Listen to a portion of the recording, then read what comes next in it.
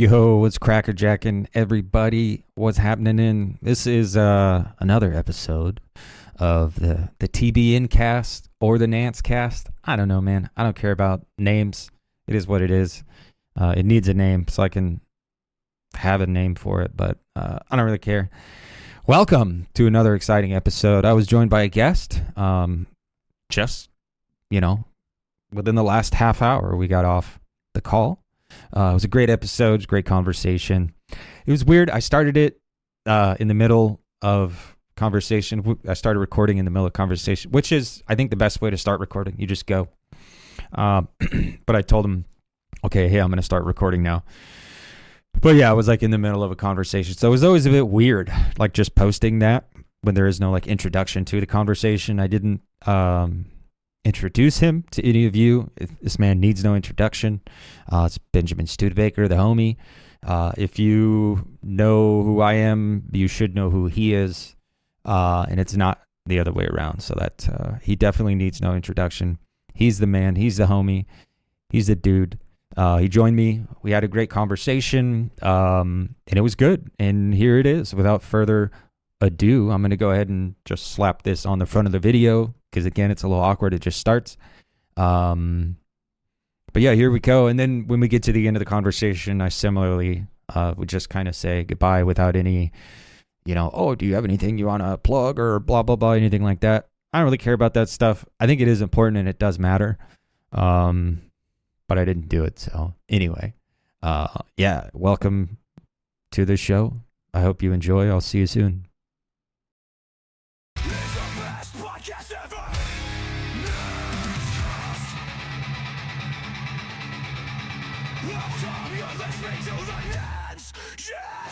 And then I'll upload this probably this week. I've been feeling really under the weather, which is why we're not live right now. But I also want to get back in the swing of things, coming back off tour, and just get back in the swing of things. So anyway, it is nice to see you digitally or see your digital representation and kind of be here for a conversation that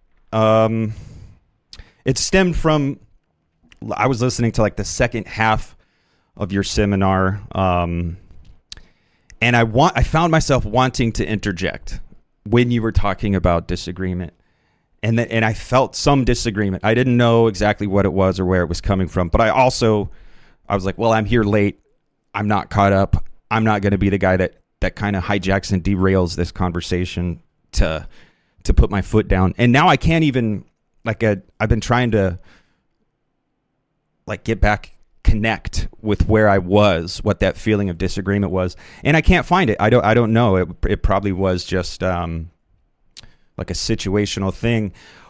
But disagreement, I like disagreement, and I've been thinking a lot about that over the last kind of couple weeks. What is, I don't know, what is it? Like there's a kind of contrarian, I don't know, like immature person who always wants to disagree, and I think I've been that guy at various points in my life, and I think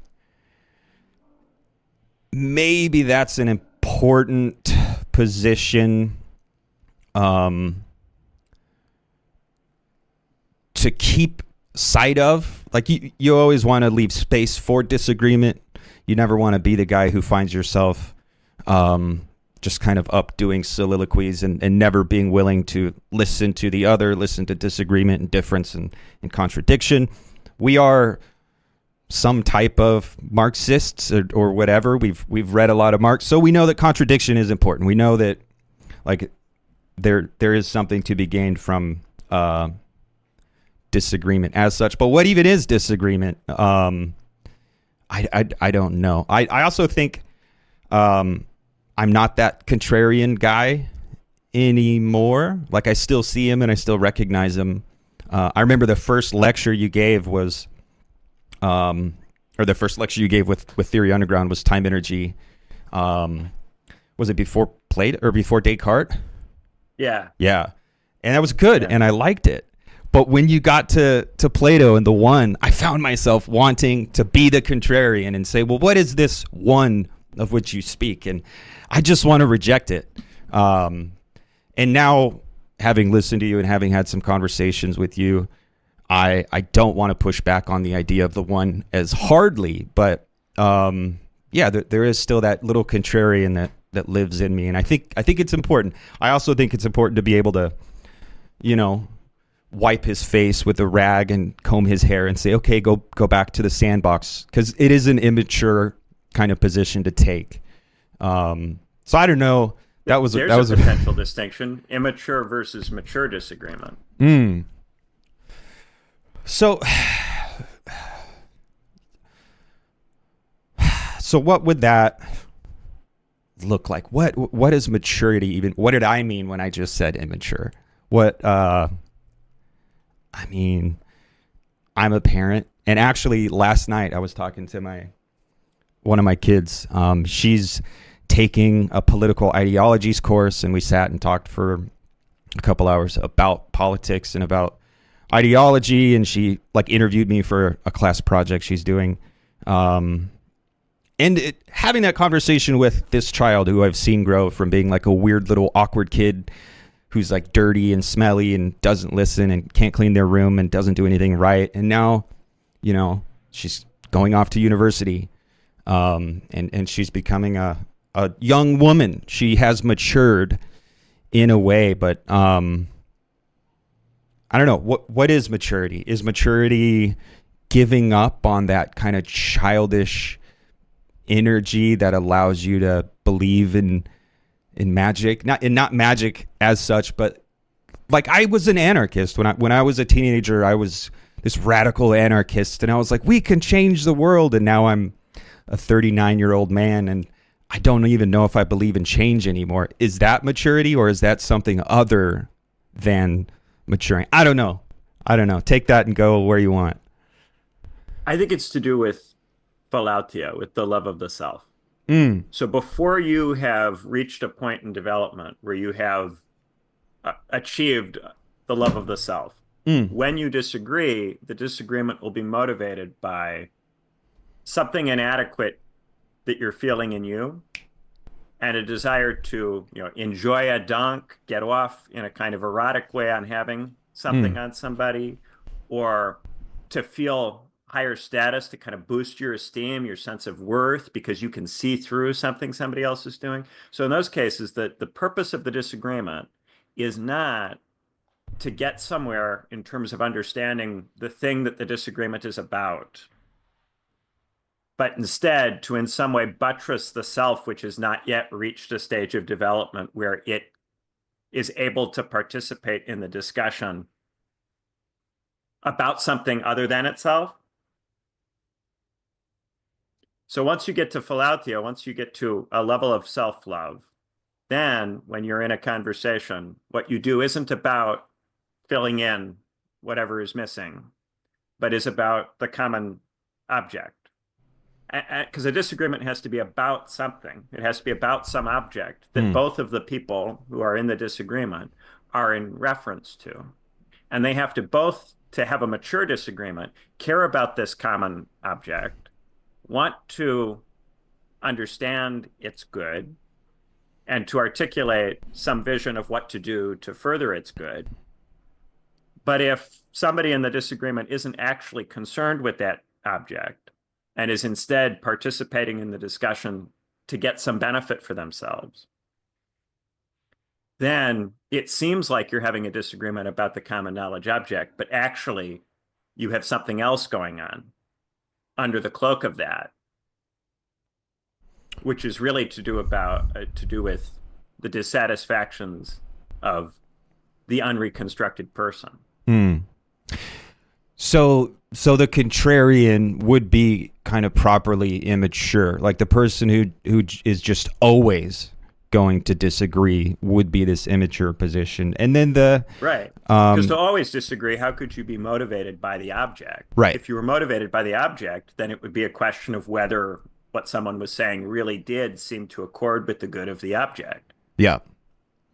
And then but if you always disagree, then you must not be interested in the object, Yeah, but in something else. you're not even listening to the conversation being had in front of you. You're here playing a different game entirely. Um, Last week I did a little podcast episode where Descartes came up and doubt and skepticism kind of came, and it was just me. So it's not like it kind of came up like I was talking. I was doing this soliloquy, and I found my way to just kind of briefly touch on Descartes. And I've been really feeling Descartes over the last probably year, and I want to bring Descartes and Levinas together in a way. I think Levinas can actually rescue Descartes, and I think Descartes can intensify the message of Levinas. So I find myself coming back to Descartes, and I find myself coming back to the idea of doubt, the idea of skepticism, that I think kind of goes hand in hand with disagreement. I find myself disagreeing with the narrative I've been told as a 21st century American citizen. I disagree with it. I'm skeptical of it. I'm not a convinced true believer. But there's like a silly thing that has happened, I think, to Descartes. I do think Descartes does need to be rescued. I think the idea of radical skepticism or radical doubt has been turned into like paranoia. I think Richard Dawkins and Christopher Hitchens, God rest his soul, and those guys, the kind of four horsemen of the apocalypse, I think they were paranoid. They were not skeptical. And I don't know. I'm just now kind of realizing I think those guys are immature, and I think that's their problem. They lack this form of self-love. That's, I feel weird using that language, because that, like, the idea of self-love, what you're talking about, is kind of really rich and robust, and I think fundamental to a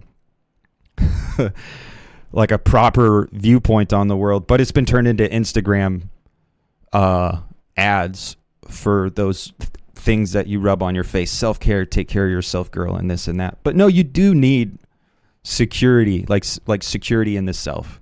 I think those guys lacked that, and I think what has been done to Descartes, like Descartes' been turned into this kind of sniveling new atheist type contrarian guy. And I don't think he was, but that just doesn't matter. This is kind of tangential. I'm just going back to, there is a qualitative difference in the different forms of disagreement one can have.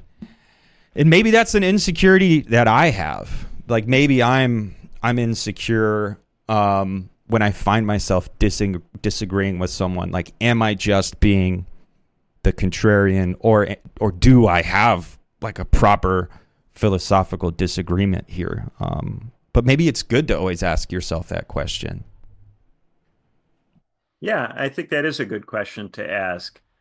And philautia, the kind of self-love I'm talking about, does sometimes get confused with something like pride or the self-esteem movement, Mm-hmm. a kind of uncritical affirmation of wherever somebody is at, or something like self-care.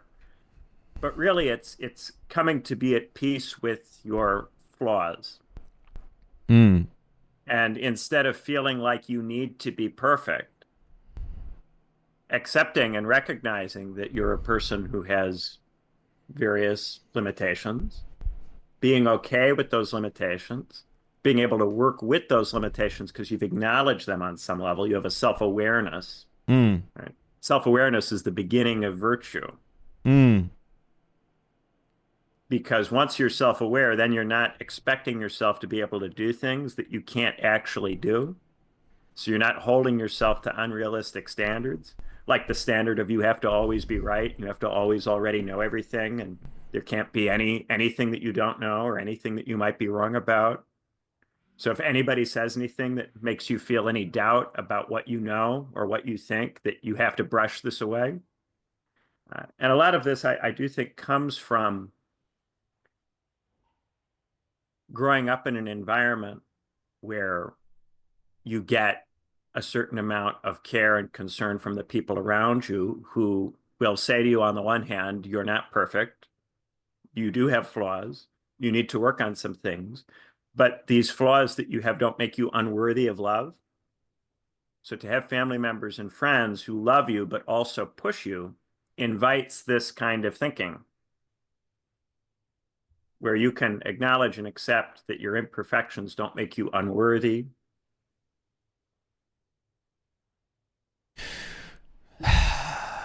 So I think the kind of the self image, the identity has been captured and turned into um, the only valuable resource that anyone has or has access to.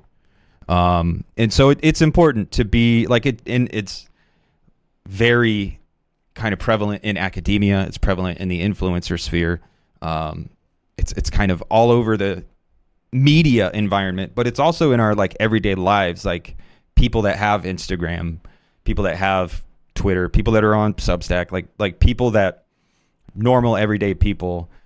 There's still a pressure to be this commodity, to be this identity, to be seen as this person who is not lacking. So having a home life, having a family where you have access to people who will kind of compassionately tell you that you're not perfect. I think it's important. I think a lot of people don't have that. And you see it, I think, with children today. Like, I was raised by television largely.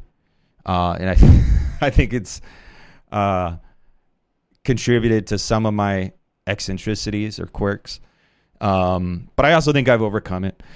But now kids are being raised by the algorithm. Kids are being raised by Instagram and TikTok and the internet, where there is no negativity. There is no space to kind of take the lack and reincorporate it into a well-adjusted individual. And it's funny, like saying words like self-care and well-adjusted, like using these ego psychology, the communities that use that language the most are like the most toxic places. There is no space for negativity. There is no space for actual lack. Like it's all just performative. And that's why like the DSM, like children, like I see it with like, not in my kids because we talk about stuff, but in the communities they're parts of, like I see these kids who the first thing that they introduce themselves with is their list of diagnoses. Like they'll come up and they'll talk about like, this is what's wrong with me. And this is my unique struggle. And these things are like valuable in these weird economic word games that are being played now with their identities. But it's all performative. Like there's no actual negation or actual lack going on. It's all just affirmation, and it's all, you have to be the perfect bipolar person. Like when you go on social media and you perform your bipolar, you have to be the best one. I don't know. It's super interesting.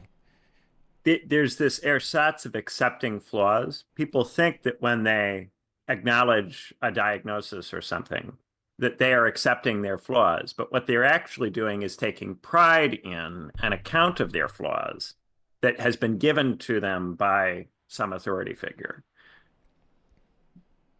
That's very different from recognizing that you have certain limits. These are bad. It's not good to be unable to understand things and to be bad at various skills. None of this is good.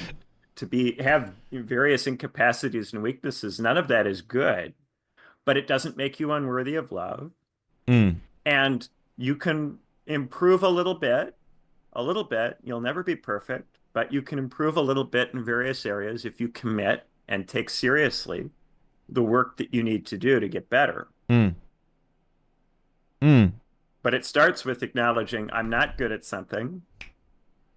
It's not good that I'm not good at it. I don't want to be someone who's not good at it forever. And then to undertake the steps to get better at that thing, which often involves finding someone who is better at that thing, saying, I'm not good at this. I want to be better at it. Will you please help me? Mm.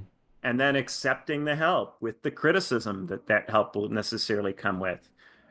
You know, and the pointing out you're still not doing it right. This is still not as good as it should be. You could still do better than this. Mm. That process. Uh, but you can't undertake that process if you haven't reached that level of development. Mm. Because instead, when you get the criticism, it will cut to the heart of the narrative that you're already perfect, or Mm. that your diagnosis makes you whole or makes you someone valuable.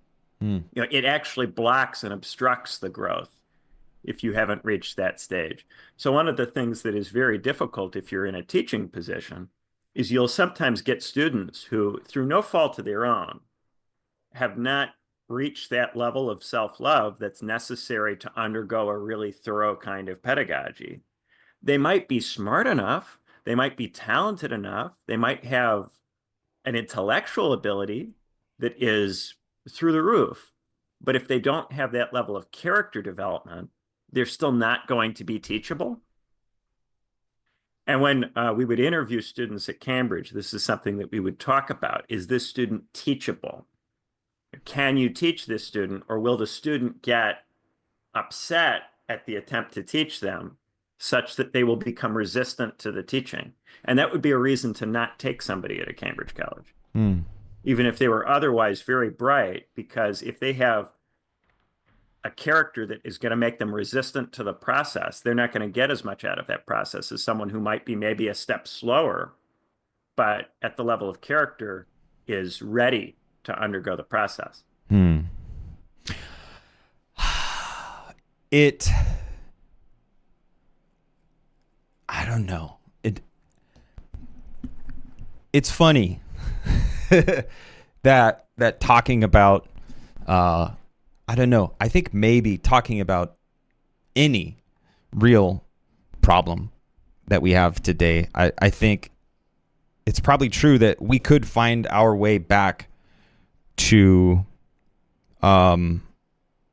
love, like not having enough. And that's a weird way to say that, but not having that type of love in one's life, the individual, the subject, whatever, not having a certain type of love being at or near the root of whatever dysfunction it is that we're trying to talk. Like I think a lot of our political issues go back to a lack of love, and in the different types of love. A lot of like interpersonal relationship issues, like this person just doesn't have enough of one or the other types of love. I don't know. I think it's worth pointing out that I do think it's true that love is a weird word. What do you mean when you say love? I just published a short story that I liked it a lot. But it's a love story, and I made it a love story between one man and one woman because it's hard to talk about love like in general, like just a general love of the other, or like diffuse love. It's hard to talk about that. It's hard to make that land and kind of make it have stakes for people. So I used a love story to frame it, which it's not satisfying to me. Like I don't want to have to tell a romantic love story between one man and one woman to get the point across where I'm trying to talk about like a human recognition. But I don't know, the language always seems to fail. When you bring up love, there's always a weird disconnect. Because it's going to mean something really different to someone who is mature versus isn't mature, right? If you're immature, then somebody loving you seems to mean that you're going to have pleasurable experiences with that person and that they're going to make you feel good about yourself. Whereas once you've crossed into the terrain of maturity by getting over that philautia barrier and you've reconstructed yourself, then love becomes about being devoted to something outside of you, to some notion of a family unit of whatever kind, structure, depending on exactly how you and Mm-hmm. the other person or people decide to go about making it. But then at that point, you're not focused on having a good time or feeling good about yourself. You're focused on how you can contribute to something meaningful that goes beyond you. And then you and that other person can have disagreements about what's good for that thing, that family unit. And now you're in a conversation where you can have a real disagreement about something that matters, as opposed to what activity are we going to do so that I have a good time or feel good about myself? Maybe we'll have sex in the way that I like to have it today, and Mm. then tomorrow we'll have sex in the way that you'd like to have it, and we'll transact, and our relationship will be a series of bargains. Mm. That kind of pragmatic arrangement that is about exchanging erotic moments or exchanging feelings of recognition is very different from coming together, making a family, recognizing that your body and what it wants is a secondary factor relative to what the family needs. And then to be in conversations with someone that are principally about the family and what's good for it. Mm. And then to have disagreements about that, that's very serious. Mm. And when a relationship fails because of intractable disagreements about what would be good for the family unit, that's a really meaningful reason for a relationship to fail. Mm-hmm. That's much more profound than, we were sexually incompatible. Yeah, yeah. Yeah, it is a bit absurd. It seems like there are a lot of people who never reach that depth in their relationships. Now, I think that's largely due to economic factors. Like, I think that's a material problem. You just don't have time for relationships to develop. But it's also, it seems to be the case that maturity is a process of like a subjective destitution, like when the utopian image shatters, and then it is the reconstruction of the self and the world, and you reconstruct that in a more well-adjusted arrangement where you kind of understand there's a give and take and you have to make trade-offs, and you can't adopt this kind of paranoid point of view where it's all about your immediate gratification and everyone else is a utility.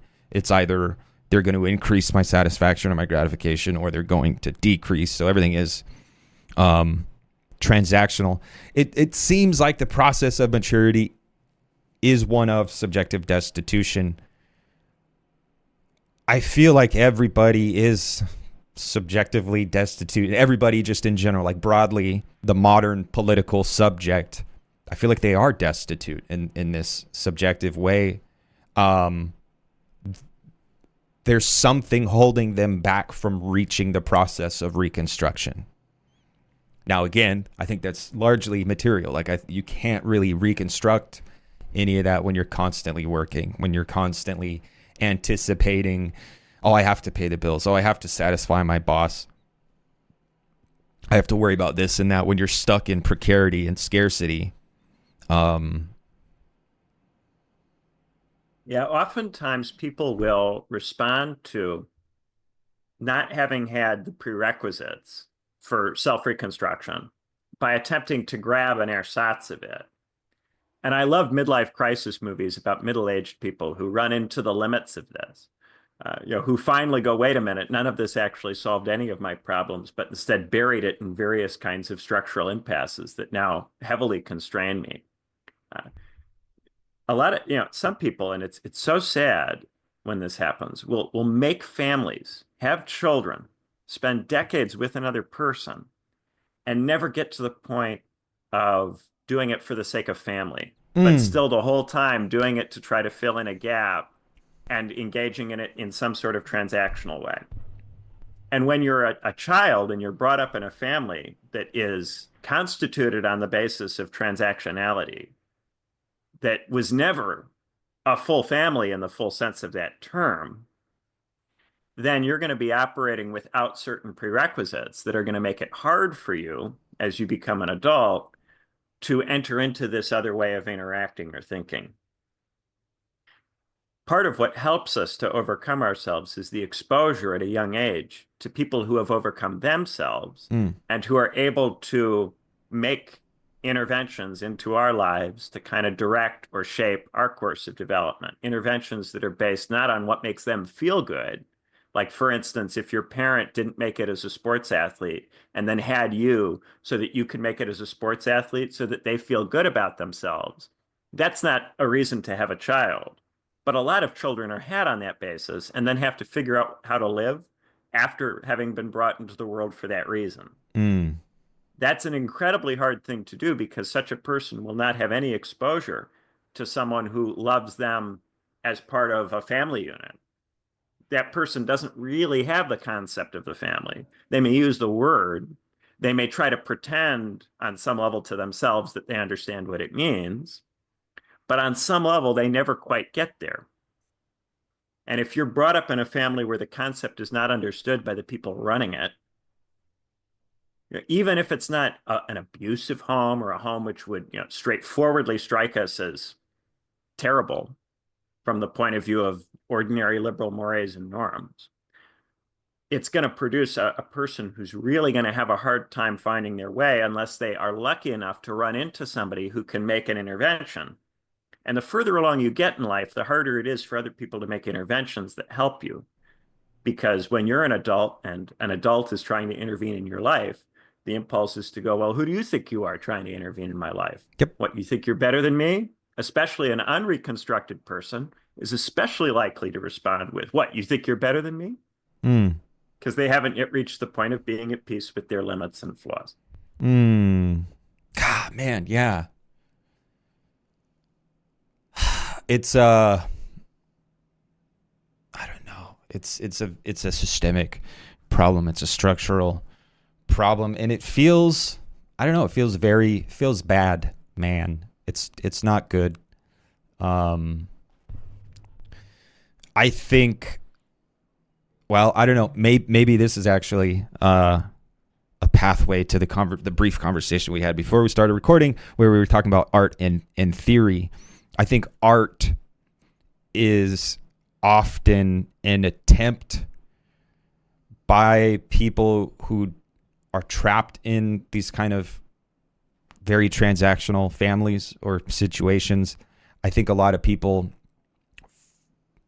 discover art and try to use art, not in a, I don't know, not use, but try to allow art to be a line of flight out of this kind of transactional world, and art to be the conduit of this like discovery and reconstruction. I feel like theory and philosophy is that as well for many people, and maybe there's different types of people who gravitate to one or the other. But that raises, I don't know, I guess that kind of raises the question: theory, art. What is theory? What is art? Do they disagree? Can they ever coincide? Are they mutually exclusive? I don't know, but I don't know. What do you think about theory versus art? Yeah, I think people do sometimes have, nonetheless, despite their upbringing, some sense that there's something that goes beyond that transactionality. And the arts, especially, I think, are a common way for people to try, initially groping in the dark, to worm their way out of an overly stultifying situation. But yes, I do tend to think that the arts and theory are a little different. Hmm. If I meet someone who's an artist, there is just a limit to the degree to which they can talk about abstract stuff just at the level of language. Mm-hmm. There's a need for the artist to put it into some other format. Even if we're talking about someone who is a fiction writer or a poet, it can't simply be a prosaic theoretical description. There are a lot of people who can write novels and who can write poems, but who would never write, say, a university press book about a concept, for whom that would seem to be an obvious waste of time for them, something they would never attempt to do and wouldn't feel on any level drawn to do. But they can be fascinated in a conversation or in an interaction with a theorist who might do something like that. And conversely, I think if you're a theorist, there is just a limit to your desire capacity or motivation to put the concepts into the concrete and to make an image or a physical representation. In some way, the making of the physical representation would seem to distort it too much. You'd be too dissatisfied with anything you would make at that level. And then for the artist, if it remains at the level of theory, because it hasn't been concretized, there's something dissatisfying about that. Yeah. And these are kind of different priorities. And I think they both have merit. And I think that's why theorists and artists can't reject each other, but always feel like the other has something that they're missing. Hmm. The theorist always kind of would like there to be a concrete instantiation of the theory, but never really feels quite up to making that. And the artist would always like to have it all cashed out in very theoretically precise terms and would like to feel explained, known, understood in a very tight way, but never feels like what they're doing can simply be reduced to that. So there's I don't know, with this framing, art versus theory, there's like a constitutive negation that's kind of like, yeah, like art.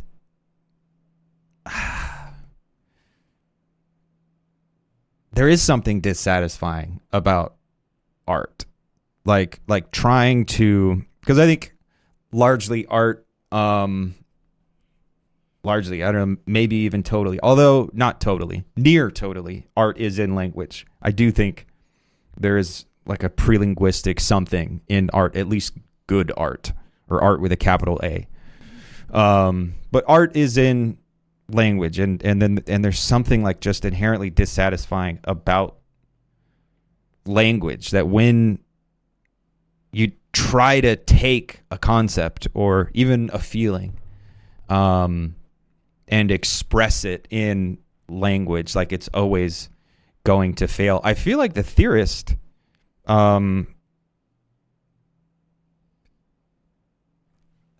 don't know. Like I think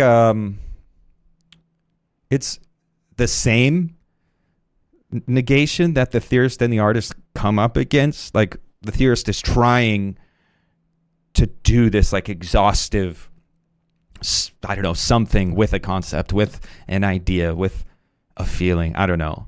And the artist is doing the same thing. They both reach this point of failure.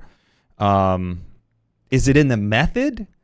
Is that the difference between theory and art? Is it all just like in how you attempt to do the expressing of the thing? Is that what makes it one or the other? Yeah, I used to think when I was in undergrad that methodological disputes were, who cares about that? That's not substantive. I was never very interested when I was a younger person in my 20s in methods. Even at the beginning of my PhD, I thought, who cares about methods? Just let everybody do things their way. What's the big idea? As I've gotten older, it has become evident to me that the method, it really does distinguish a person, because the method, the way that you regularly operate, really structures how you think. Hmm. And each of the disciplines, for instance, in the social sciences or the humanities, they all talk about a lot of the same things. It's not as if the subject matter of the different social science and humanities disciplines is so utterly distinct. What's really different is the method. It's what they care about when they engage with the material, what it is that matters most to them. And similarly with artists, beauty is what is ultimately going to matter to the artist. Beauty is what's ultimately going to matter. And even having it operationally, even having it in an incomplete or imperfect way, beauty has to be an operation for you to have it at all. You have to actually make something. You have to make it, and that is always going to be where this has to end up for the artist. It has to end up in beauty. And the theorist, well, the theorist is happy if the book is beautiful. The theorist will also often write sentences that are not beautiful because these seem to be necessary in some way to accomplish the theorist's purpose. Yeah. Yeah, you have to go the long Yeah. way. You have to do the long division. You have to. But it makes it not beautiful. It makes it unappealing to the ear or to the eye. Yeah, a lot of theory is almost disgusting even. Yeah. To just read it as prose if you compare it to a novel. But then there's this concern that the theorist has that if I were to just write a novel, that it would all just be too surface level and it wouldn't actually get at the stuff. And people would read the novel too many different ways and they would miss the point. They would miss the point. And maybe if I'm more precise and more specific and I put my terms together very carefully, yeah, and an artist might think this way about painting, about getting the brush strokes just right, or playing the notes on the instrument just right. They might think about all of those little details in that way, but they would have to be physical in character. And the evaluation would be, is this a beautiful sound? Yep. The theorist thinks that there might be something good or true that they can get at by departing to some degree from what is beautiful. And the artist thinks that there's something beautiful that they can get at by departing to some degree from what is good or true. Yeah. Yeah, I think art, I don't know. I like art, and I don't even know what that means when I say it. Like I don't know what art is. And I don't like popular art. I don't know. Most of the art that I really, really like is like I love Rothko. I think Rothko's maybe my favorite painter, and I don't know if that's beautiful. I think like he's very popular. People love Rothko, but like there is a departure from this idea of like correctness. Like you look at just a field of blue on a canvas and it is incorrect. And unless you've kind of taken the time to sit with it and develop your own taste, you would look at it and say, that's not beautiful. That's incorrect. I think art is trying to say something true by using lies, like by intentionally departing from truth in order to try to say something that may or may not be true. But maybe it's true lowercase t. And I think maybe the theorist is concerned with capital T truth. And isn't that, I don't know. So the good, if both categories or types of person are trying to approach the good, the theorist has a commitment to true, capital T, and the artist has a commitment to beauty, maybe. I don't know. I think that's a satisfying distinction.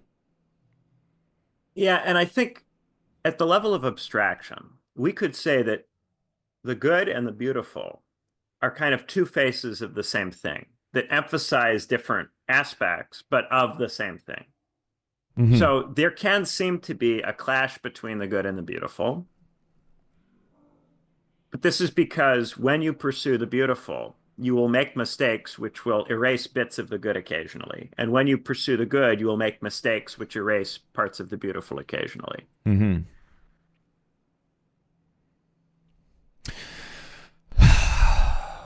So I think I'm comfortable with all that, and I think it all checks out.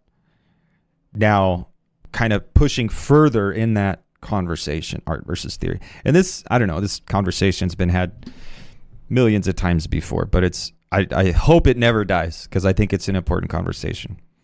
But trudging further on into that wilderness, there does always seem to be a thing where people say you can't be both. You must choose. Which way, Western man?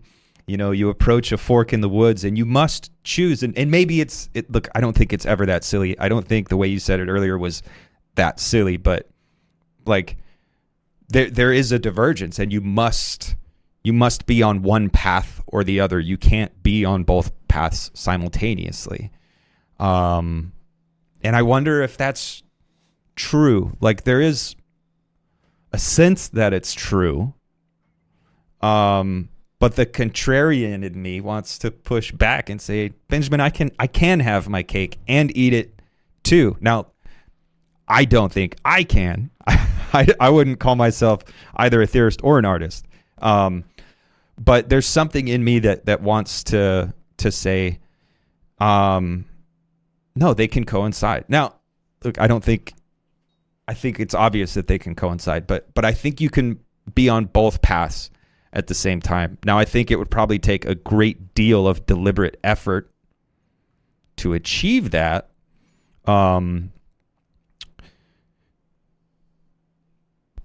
But I don't even know what that means. Like, I don't even know if that's interesting or like worth having a conversation about, because I don't know. We briefly talked a little bit before we started recording, and the way you kind of articulated the distinction, I liked it. I don't know if you want to go back there, but I was like, that's interesting. Now, what does that mean? Like, we're talking about the non-relation, we're talking about the all versus the not all, and kind of getting in there.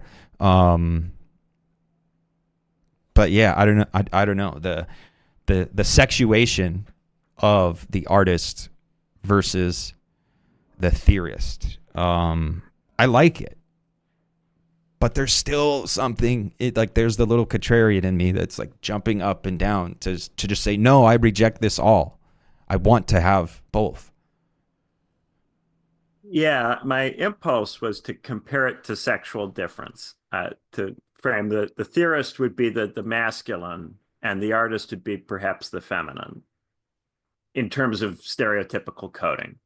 Now, that's not to say, of course, that these are completely separate and distinct domains, that women can't do theory or that men can't do art, right? We would never say something like that. Yeah, of so course. It could never be that sharp a distinction. Yeah. But that there would be a sense in which if you have a dispositional lean in one direction, you can learn from the other side. You can benefit from talking to the other side. You can incorporate certain things from the other side's approach into what you do, but you can never simply possess the other side outright. You have to be continuously in dialogue with it to maintain that connection. So to give one concrete example, my fiance, Sam, who you've met, she writes novels, and she's currently working on a sci-fi novel. And the other day, we were talking about it. And yeah, as we were going over it, she was kind of doing her tidal wave of it, where she was telling me all of the different things that are going on, just in her very excited way, running over the different plot points and thinking about it and how she's going to write it up as she's explaining it to me. And I asked her about the political motivations of the characters, and I asked her about what's the relationship of certain parts of the story to capitalism. These are the kinds of questions that will occur to me as a theorist. And she'll have answers to these questions. And by talking to me about the politics of the story, she'll improve in various ways the way that she treats these things. And she cares about treating these things in a way that is serious and robust and compelling. And over the course of our relationship, she's gotten really good at it, to the point where I don't even have to give that much advice or correct very much. I'm often really impressed by some of the stuff that she comes up with without me even having to say, well, what about this? What about that? But what I notice is that when I raise those questions, she is happy enough to explain those things to me, and she's happy to have those things in the story. But the motivation for the story is not quite identical to that. The stuff that is most exciting to her are the little details in the story, the little witty moments in the conversations among the characters. It's not the themes. It's not the story's overarching theoretical message that is the real motivation. ultimately. That's there. And to me, my impulse, if I were explaining her work to someone, would be to talk about that stuff. And she would be happy for me to Mm, do that because it makes her work seem important and connected to things that matter in a big, deep sense. But where is her drive?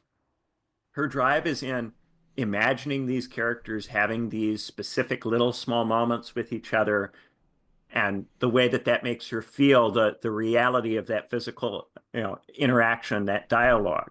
mm, Dialogue for her is always where she's happiest, when mm, she's telling me about a conversation that people are having. And that's just a different emphasis. And so she's benefited to some degree from being in dialogue with me. And in the same way, I will take my work and I will have her read it. And she will tell me if my work has become too ugly mm, or too pretentious mm, or insufficiently appropriate for an ordinary person to read. And when she does mm, that, I'll go, oh, I don't want it to be that way. mm, And I can make my writing beautiful. mhm, But I am not, when I go into writing a piece, simply trying to write a beautiful piece. mm. That's never my principal goal. And I could much more readily accept that my piece is not the most beautiful piece you've ever read if it's the only piece perhaps that you've read that makes a certain point or makes you see something in a particular way. Yeah.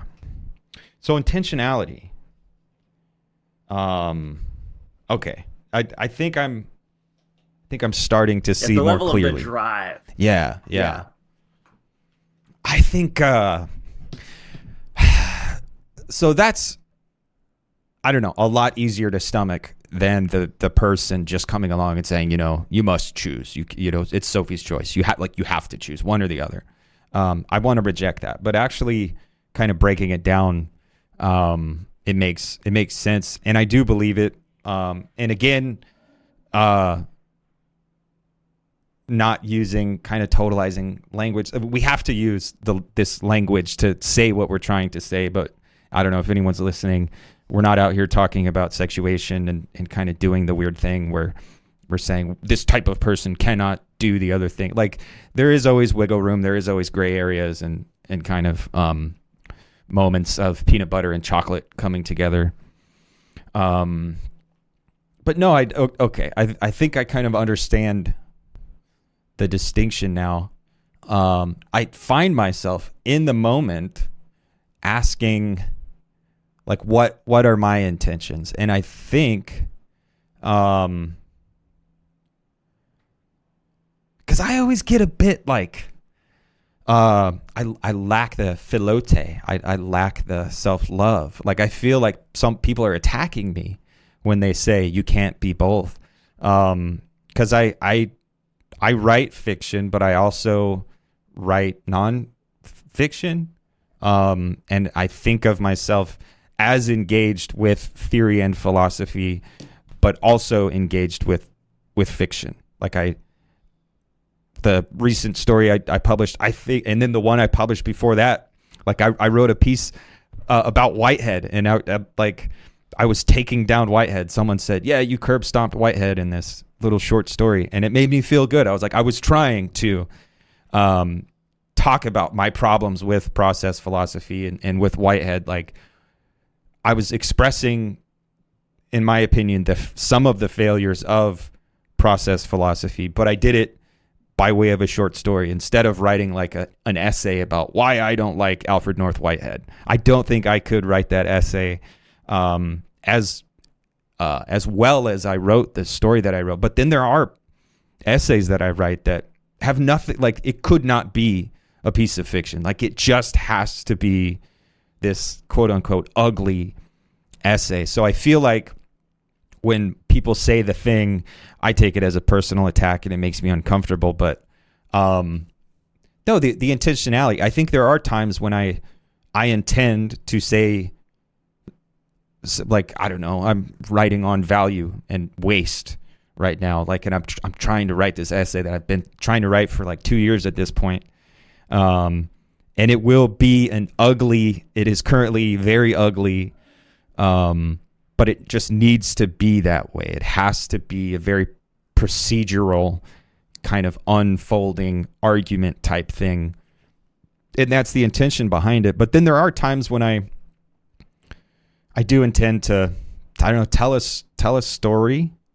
So I think bringing it back to intentionality and drive makes it make sense to me. I don't feel personally attacked, and I think I get it.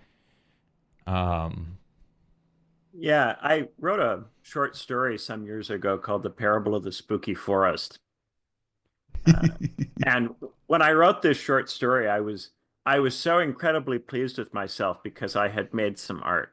And this is how I often will feel if I do stray into, because I'm a theorist who sometimes, occasionally, rarely makes art. Mm. And if I can be a theorist and make art, I feel very happy about what has gone on. Yeah.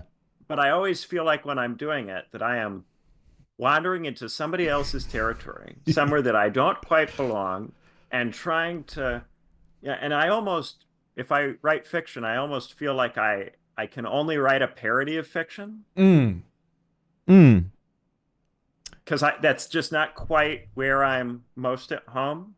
So when I write fiction, I tend to be tropey, I tend to be tongue in cheek, I tend to, because I can't take myself fully seriously as a writer of fiction. I recognize myself as just not quite that thing. What I do gives me enough analogous skills that I can imitate someone who writes fiction. I can write a piece of fiction that somebody might like. Yeah. But it's not going to be the same as someone for whom that is their principal drive and motivation. Right. And that's always in my mind whenever I stray into it. I'm a visitor. I'm an interloper. I can do it, but it's not where I'm at home. So I think feeling like a pretender, feeling like the interloper, the outlander, I think there's an element of like I feel like I'm always pretending. Like I now I don't know, that's probably a me problem. Like and I do think I'm halfway decent at overcoming it most of the time. The imposter syndrome. Let's we'll go to Instagram and we'll watch a bunch of shorts or reels or whatever they call them about our imposter syndrome, and then we'll feel good about ourselves, and then we'll accomplish nothing because we'll spend all day long watching affirmations and positive content. But no, I do feel like the imposter syndrome thing, that's a necessary tension. I feel like everyone has a unique singular relation to it. There's times when I'm writing, and there is no imposter syndrome. There's times when I'm writing and I believe I am the greatest writer in the world. And then there's times when I feel like I'm the worst writer in the world. And, I think it's an individual thing you have to navigate. So making a prescriptive statement about it would be ridiculous in the first place. But I'm going to do it anyway. And I'm going to say, I think in art, pretense is a necessary part of art. I think you have to be high on your own supply in order to do art, or maybe not all the time. Courage. You have to have courage to act when you're not sure and you know that whatever you make is going to be imperfect. Yeah. You're not sure that the decisions that you're making when you make art are right. Yeah. You know that you're going to end up making something that's imperfect in various ways, but you make it anyway. Yeah. I think I feel that. I do think I feel that less when I'm writing theory or when I'm writing nonfiction, because it's easy to kind of go to a book and look up the reference and kind of get, now once again, always allowing for like my own fallibility. Like I don't think I understand everything. Like I think it's necessary to incorporate that negativity and always say, well, I could be wrong about this. Nevertheless, I'm going to go on and continue making an argument. But there's a distinction between that type of courage of the artist, where it is just kind of head in the clouds. I'm doing this because the muse is speaking through me. And there's a different type of courage that the theorist has that you just kind of embrace the fallibility and say, I'm not making grand universal proclamations. I'm making the argument that I'm making right now, and I'm backing it up with support, and I'm kind of drawing on traditions that go back to the beginning of whatever school it is. But there's still pretense. Like you still have to have courage. Now, is courage from that reconstructed self? Does courage come from that type of robust self-love, or I don't know, does it come from somewhere else? Yeah, I think that the robust self-love is a necessary prerequisite for real courage. Mm. In the absence of that, what you tend to instead do is create through pride. So when I was younger and I was less formed as a person, I would create more readily, but I was less careful and less reverential when I would make stuff because I was young and thought that I knew what was what. I would just shoot my shot all the time. Now I write a little bit less frequently than I used to. And I focus more on, am I in the right energy for the thing that I'm trying to work on? Am I going to be able to do it well? And I'm more discerning about what kinds of things I write and why. And I assess more, where am I in terms of my headspace relative to what it is I'm trying to do. Like I have this project, that I call Red Marble, which is the book I want to write that tries to put Platonism and Marxism together formally. And this is something that I feel I have to have certain prerequisites to be able to do. I need certain things to be right in terms of the way my routine is. I need certain things to be right in terms of the way my work is being received and understood, so that I know that I am really able to speak to people about these things in such a way that I'm being understood. And I have I need a courage to do it. I can't use all of these things as excuses not to write it. But at the same time, I also need a humility to recognize that that book, if it's ever to be any good, has to come from a certain kind of place that I have to actually be in. And I can't just pretend I'm in that place when I'm not in that place and write it anyway. Mm-hmm.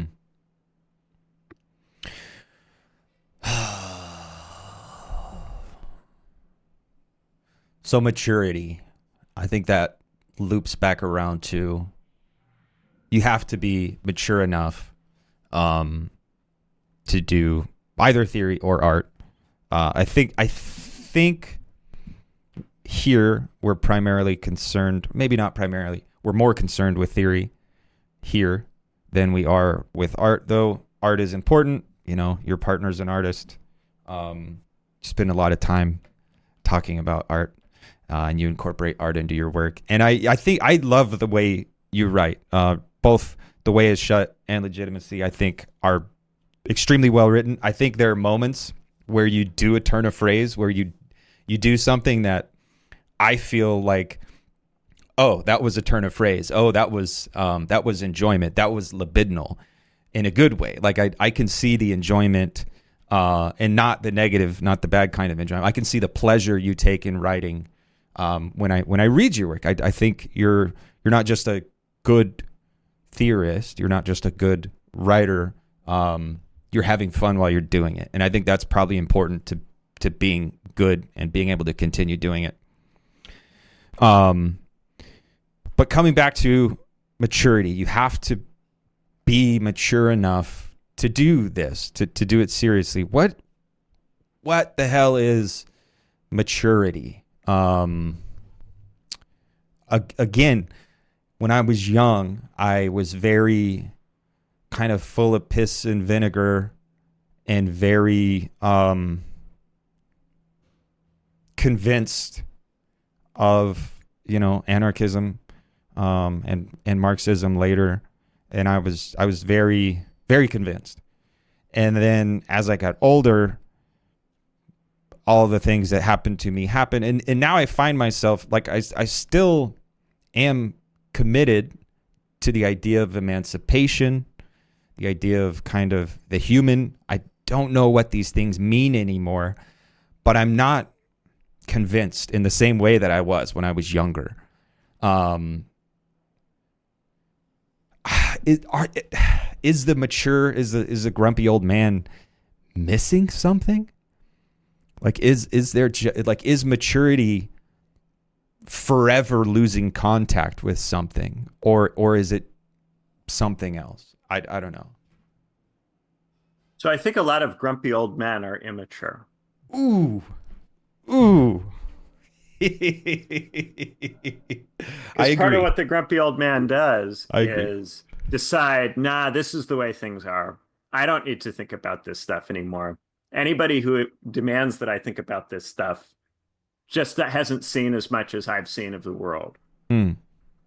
And so there's a kind of prideful placing yourself above all of the domains of seeking that other people are in or that other people might invite you to participate in.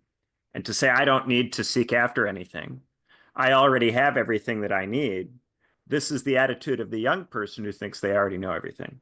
Hmm. So it can be replicated in an old person. And when an old person is acting that way, they're acting more like a teenager than they are like a mature person. Uh, and sometimes, people fall out of the right kinds of habits and regress into something like that, or they go through something in life which mutilates some part of themselves that had previously been more developed. It's not simply that once you become mature, you stay in maturity. Yep. There's always a question of regression and falling back down.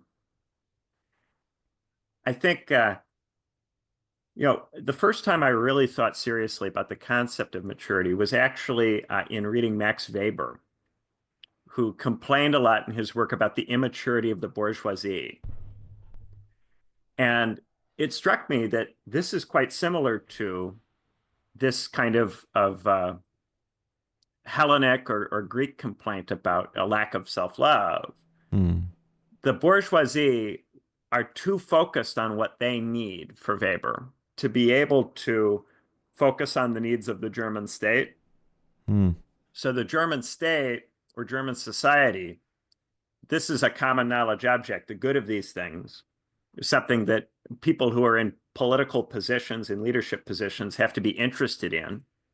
And they have to subordinate their private drives that are to do with themselves and their pleasure or their rank to this common knowledge object and act in the service of it.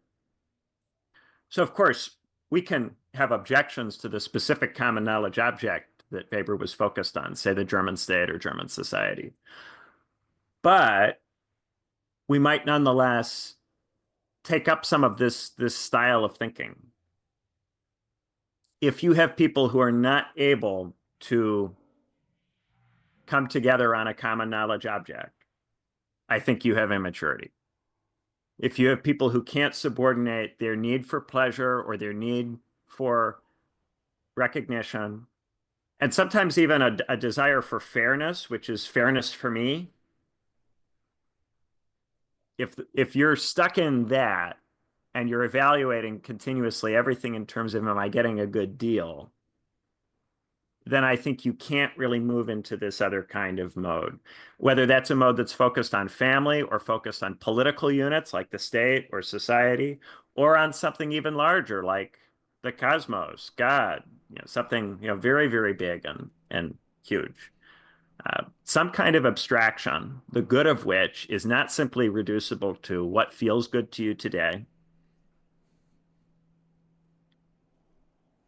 To me, that's really where maturity is. And then a mature disagreement is a disagreement about that, as Hmm. opposed to a disagreement about what's going to make me feel good today. So I would say you have to be, and this is not the best way to say it, and it's probably going to be more confusing for anyone listening. But you have to be postmodern enough. Like you have to kind of be willing to let go of certain self concepts or private concepts or principles or supposed kind of principles. Like you have to be willing to let these things go and kind of understand the world doesn't work that way. Because we all have private beliefs. We all have these kind of concepts upon which we hang our sense of self. And you have to be willing to let that go, and you have to be willing to like live in the kind of negation of your own private world, in order to actually live in the world, the real world, the world that everyone else lives in. And I think that's the good type of postmodernism. Like you have to be willing to kind of let it all be what it is, and not worry so much about having definite labels, concrete definitions, and things that you will never let go, in order to be able to really grasp like the one thing that that actually does matter, to say the one, or to say the good, or whatever that kind of common knowledge object is. So if it is, for the sake of the family, or for the sake of the interpersonal relationship, or the organization, or the idea of communism, or the cosmos and God and time and this and that. But in doing that, and I think allowing for this kind of like postmodern disillusion of this kind of concrete, calcified vision of yourself and the world around you, that we're not born with it, but we come into it as we're children. And then you have this moment of subjective destitution where you go through the reconstruction, and you realize it's not black and white, but everything is, shades of gray. But there is still like the one, like there is the good, capital G, good. I think, I have,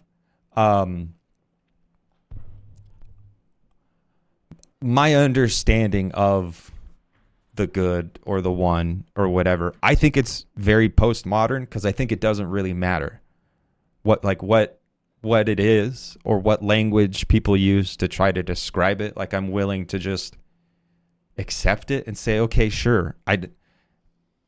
We'll probably never agree on what to call it or how to define it, but I don't think we would ever could possibly know what it is. Like, I think it's noumenal in this sense, where like it is just this thing outside, so far outside of us, that it's foolish to try to put a label on it. So it doesn't matter. And so we can just accept it and say, well, yeah, sure, I'll go along with it. I do believe in good. I do believe in truth. I don't know what any of that means. And it doesn't matter, because those allow me to construct a worldview and like an ethical framework where I can believe there is the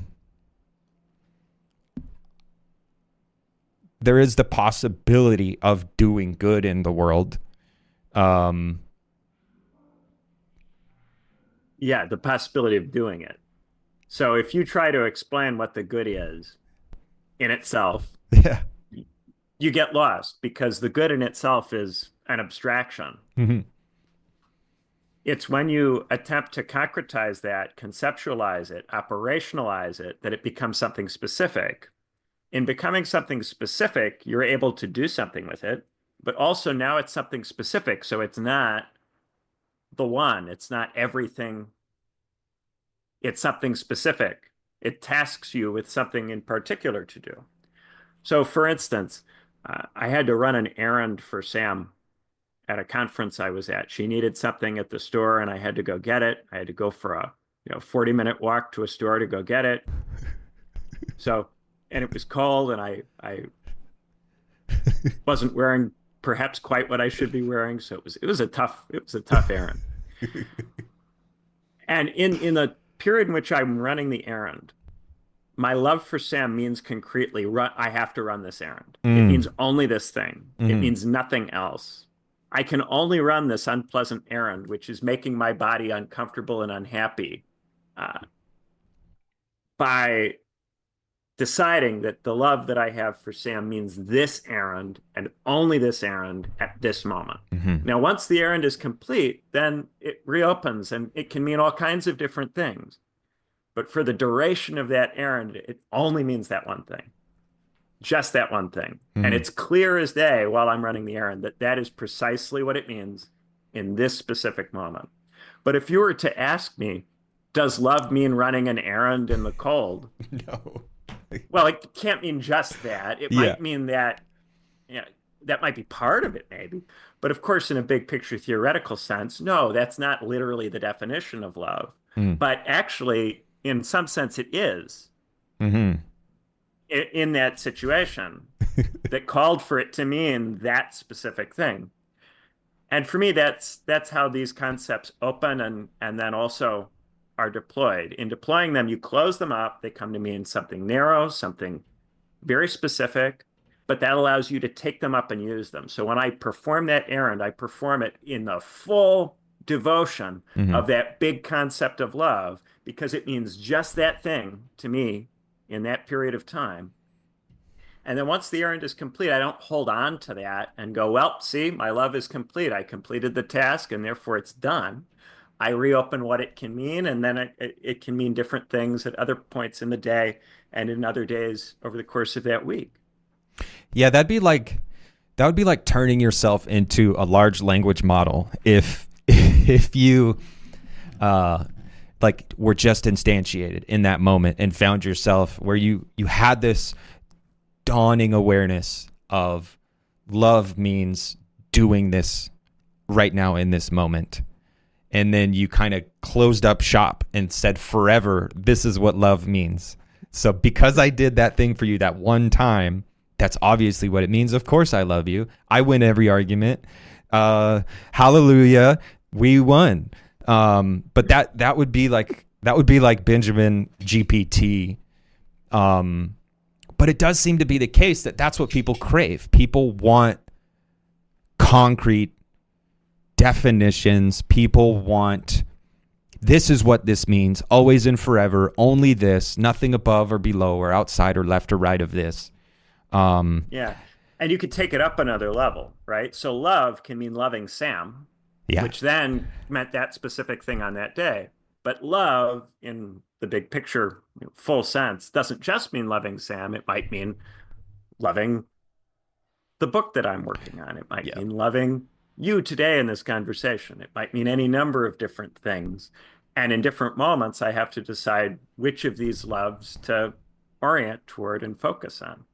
So if Sam were to message me in the middle of this and say that she needs something, I would have to make a decision about in this moment, what does love as a principle require of me? And I'd have to make it mean something in particular. And this would necessarily be to exclude, because of my limited body and the limited unit of time, something would not get taken care of as well as ideally it should Yeah. be.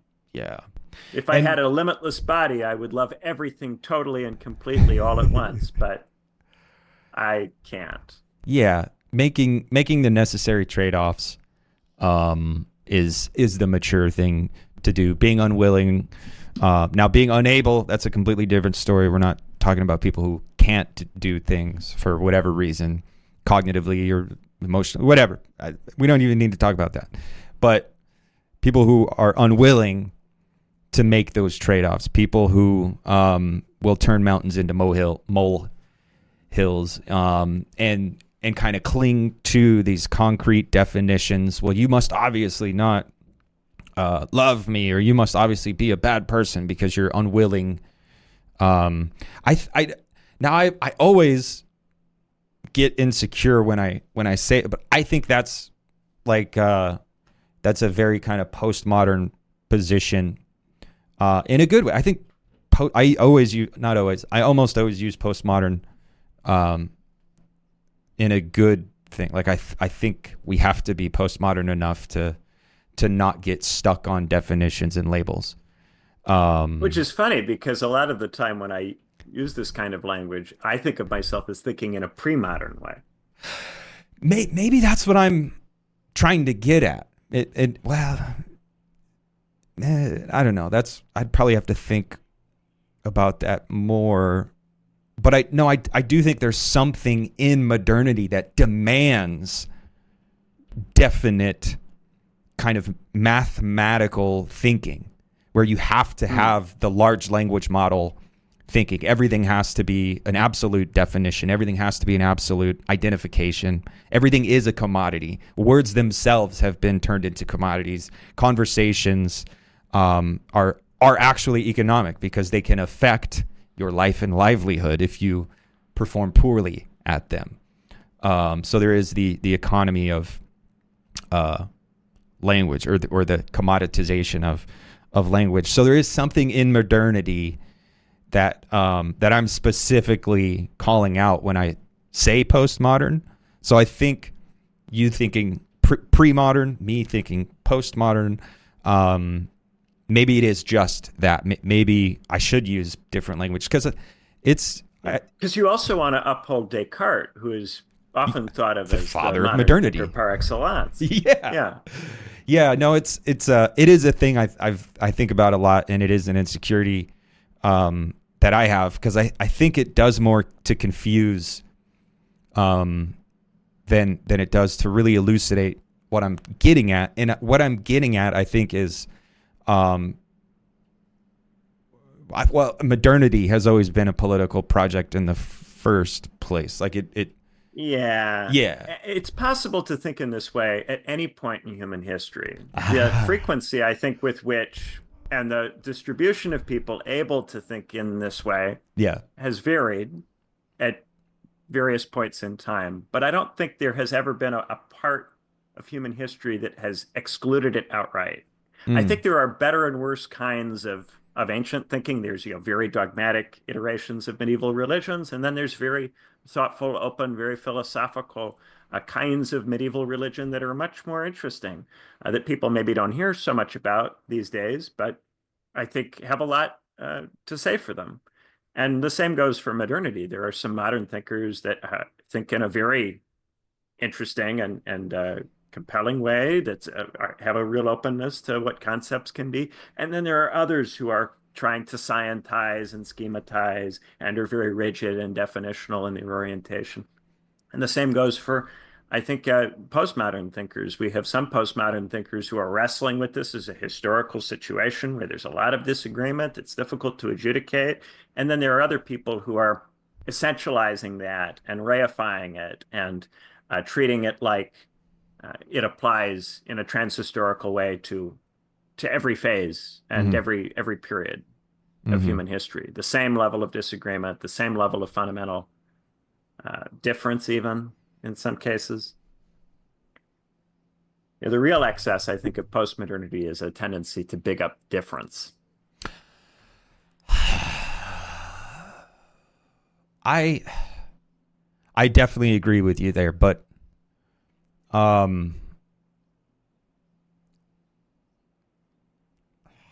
I I also think difference matters in it, and I think negativity matters, and I mean I think everything.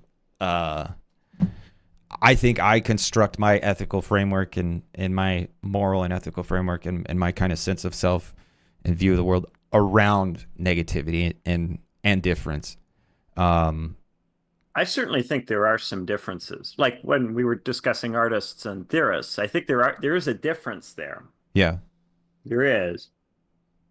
It's not just that wouldn't be a disagreement. It's not that the artist and the theorist disagree. It's that there's a difference in the drive, in the fundamental disposition, perhaps. So Yeah. I do think there are differences. I think that the bad kind of postmodernism Yeah. takes that too far and uses it to break up all of society into fundamentally distinct groupings and then to completely isolate them from one another and create an impossibility of communication. Yeah. Right? Because the theorist and the artist, in my discussion, they're different, but they can still talk to each other Yep. because there is still something that they have in common that they're engaged with. They engage with it in a different way, but they do have a common object, Yeah. beauty and the good being kind of two faces of the same thing. They're coming at it in different ways, but there is something that they still share. Yeah. No, it does, like the dissimulation or the difference, like this infinite regression of difference.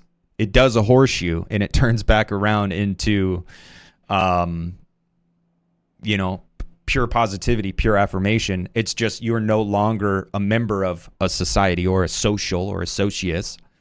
You are the one. You yourself have become the one, and it becomes all about positivity and similarity. Once again, it's just there's nothing that has the positivity and similarity with you.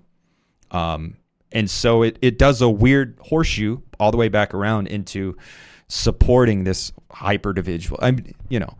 I don't, but it is. And I think that's, I don't know. I almost wonder if there's a chicken and an egg there with modernity, where I think this kind of infinite fractal world that's made up, it's constituted out of particularities based on kind of the differences. I think that is the project of modernity, or the maybe not the intention behind modernity, but I think it's the outcome of modernity. Like I think the world we live in today is, I don't want to say necessary, but it's just an extrapolation of like the project of modernity, where everybody becomes the political individual. But then that starts to get weird too, because I don't think we should drop ourselves and be subsumed in the general. I don't think we should become just nodes in a collective. I do believe in the individual, or some type of individual.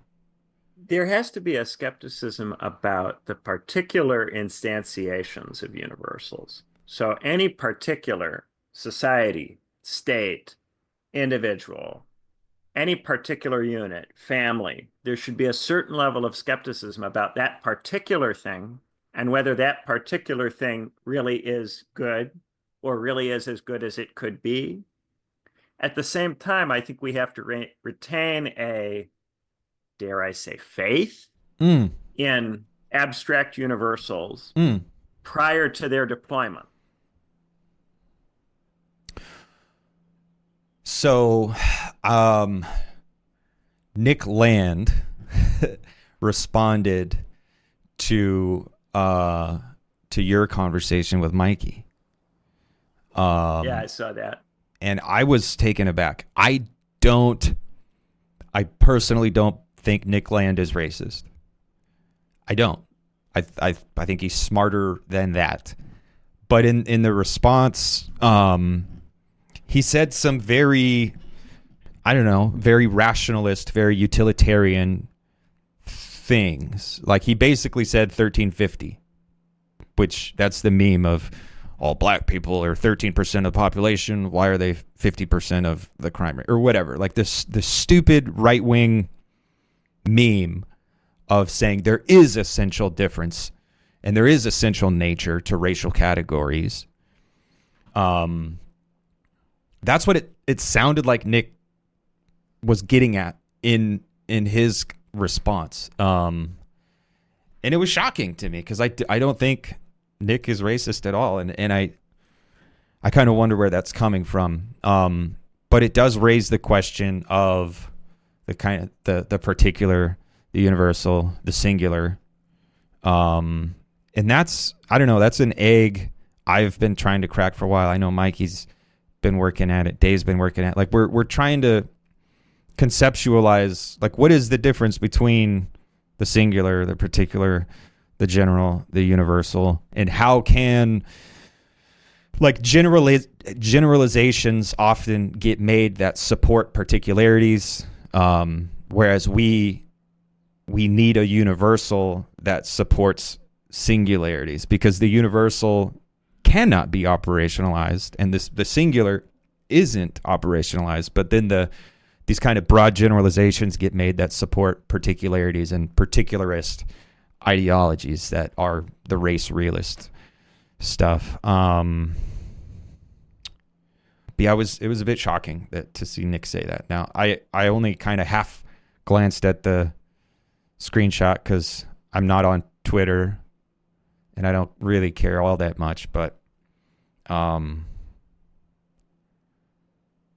don't know. The universals or generalizations, and I know you've kind of had this conversation too when you were talking. Who were you talking? You were talking about, was it Dugan or not? The other guy, not Dugan, but the guy who you said we should read rather than reading Dugan.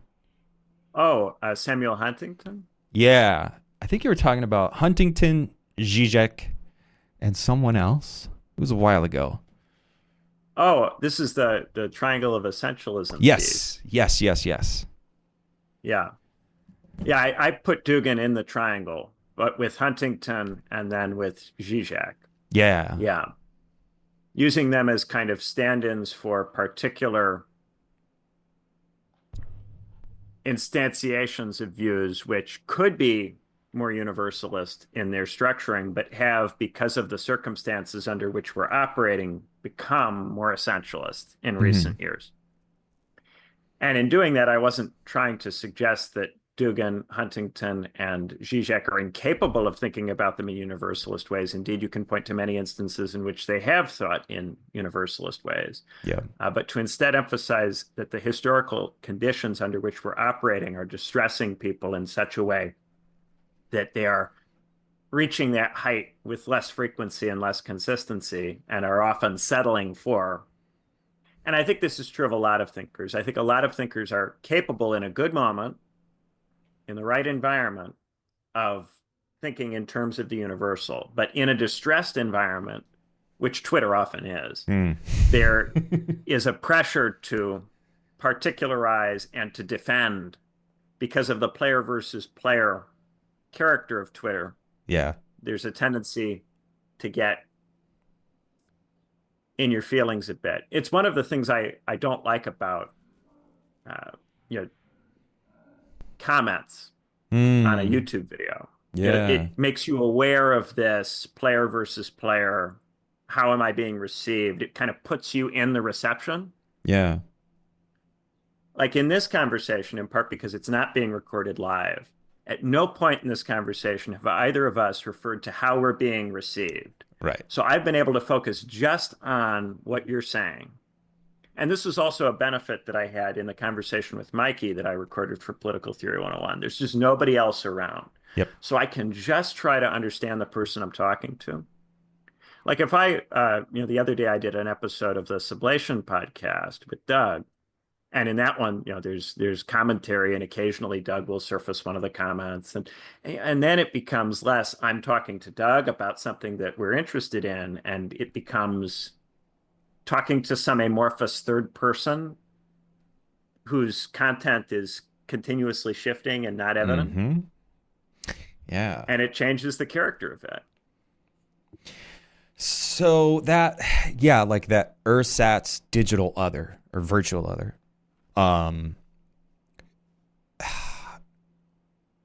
That does change. And that person is here. We just forget about them. Yeah. And they're not regularly being brought up as we go. Yeah. And I think, there is a tone and tempo of conversations. Like when they're live streamed, it changes the tone. It changes the tempo. It also changes the content because it changes our relation to the conversation. Like, yeah, we are just kind of here. It's just the two of us for now. So at least phenomenologically, we're here in the moment, and we're more easily able to bracket out the virtual other, the ersatz other.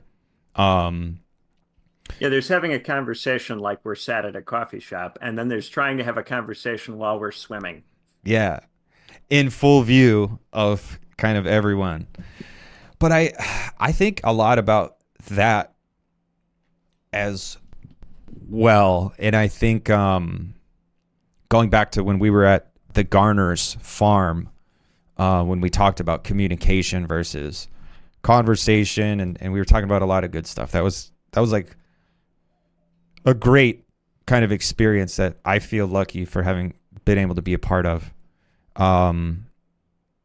but that did kind of come up a little bit, and like the feedback, the audience feedback into the act of conversating. I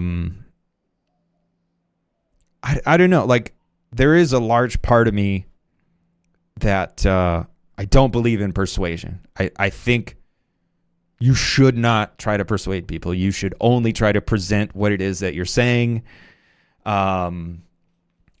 in an appealing fashion, but not in a persuasive fashion. But I also think that's... City on a hill. Yeah. I also think that's silly.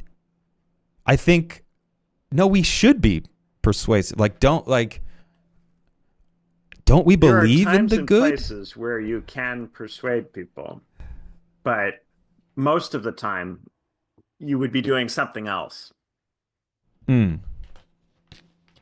we have a kind of shared understanding that we have a common knowledge object, we're both trying to understand it. We are mature people who are both trying to understand it. So we're having a conversation about it for the purposes of understanding it, and we're both engaged in it in that spirit. We both are talking about the same thing, and we know that we're talking about the same thing.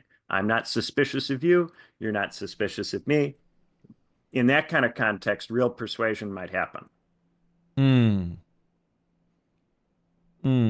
As opposed to this. But in other contexts, it's going to be something else. Yeah. It's going to be, I'm going to try to have an effect on you with propaganda because I think you're a barbaric other. Yeah. That can't be approached in that kind of way. I don't think you've got philautia. I don't think you've been constructed.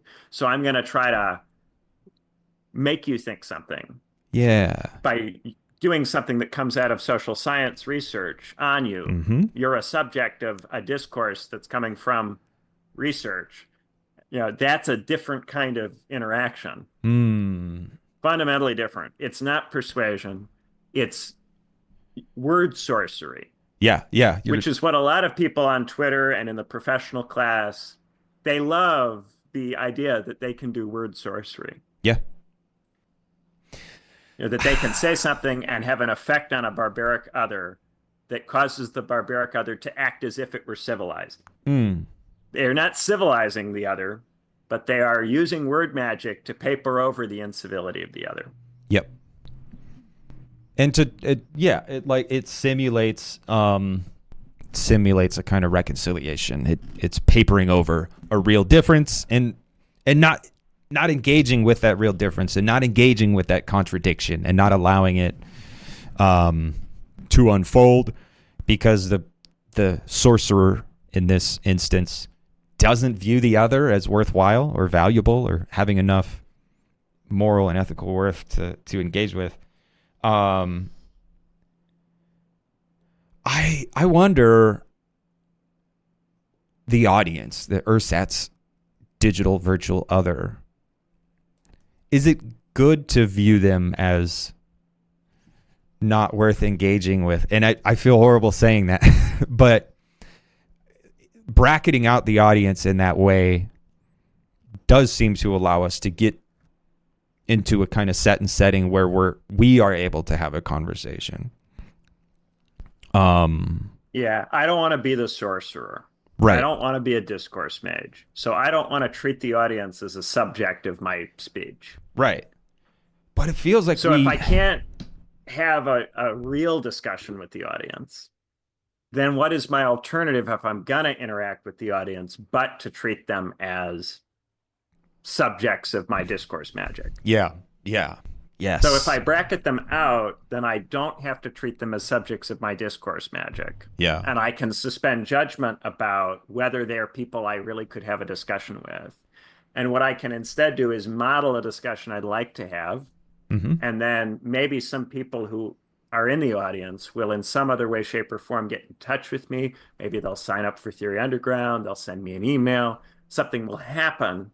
And then a real discussion will take place between me and some of them. Yeah. That's kind of the theory I operate on. Yeah. I think I do like that. And I think it is modeling. It absolutely is modeling. And sometimes there is an element where it becomes libidinal and it becomes like, I'm not even going to say sometimes, a lot of the times, like being live on the internet is fun or pleasurable or whatever.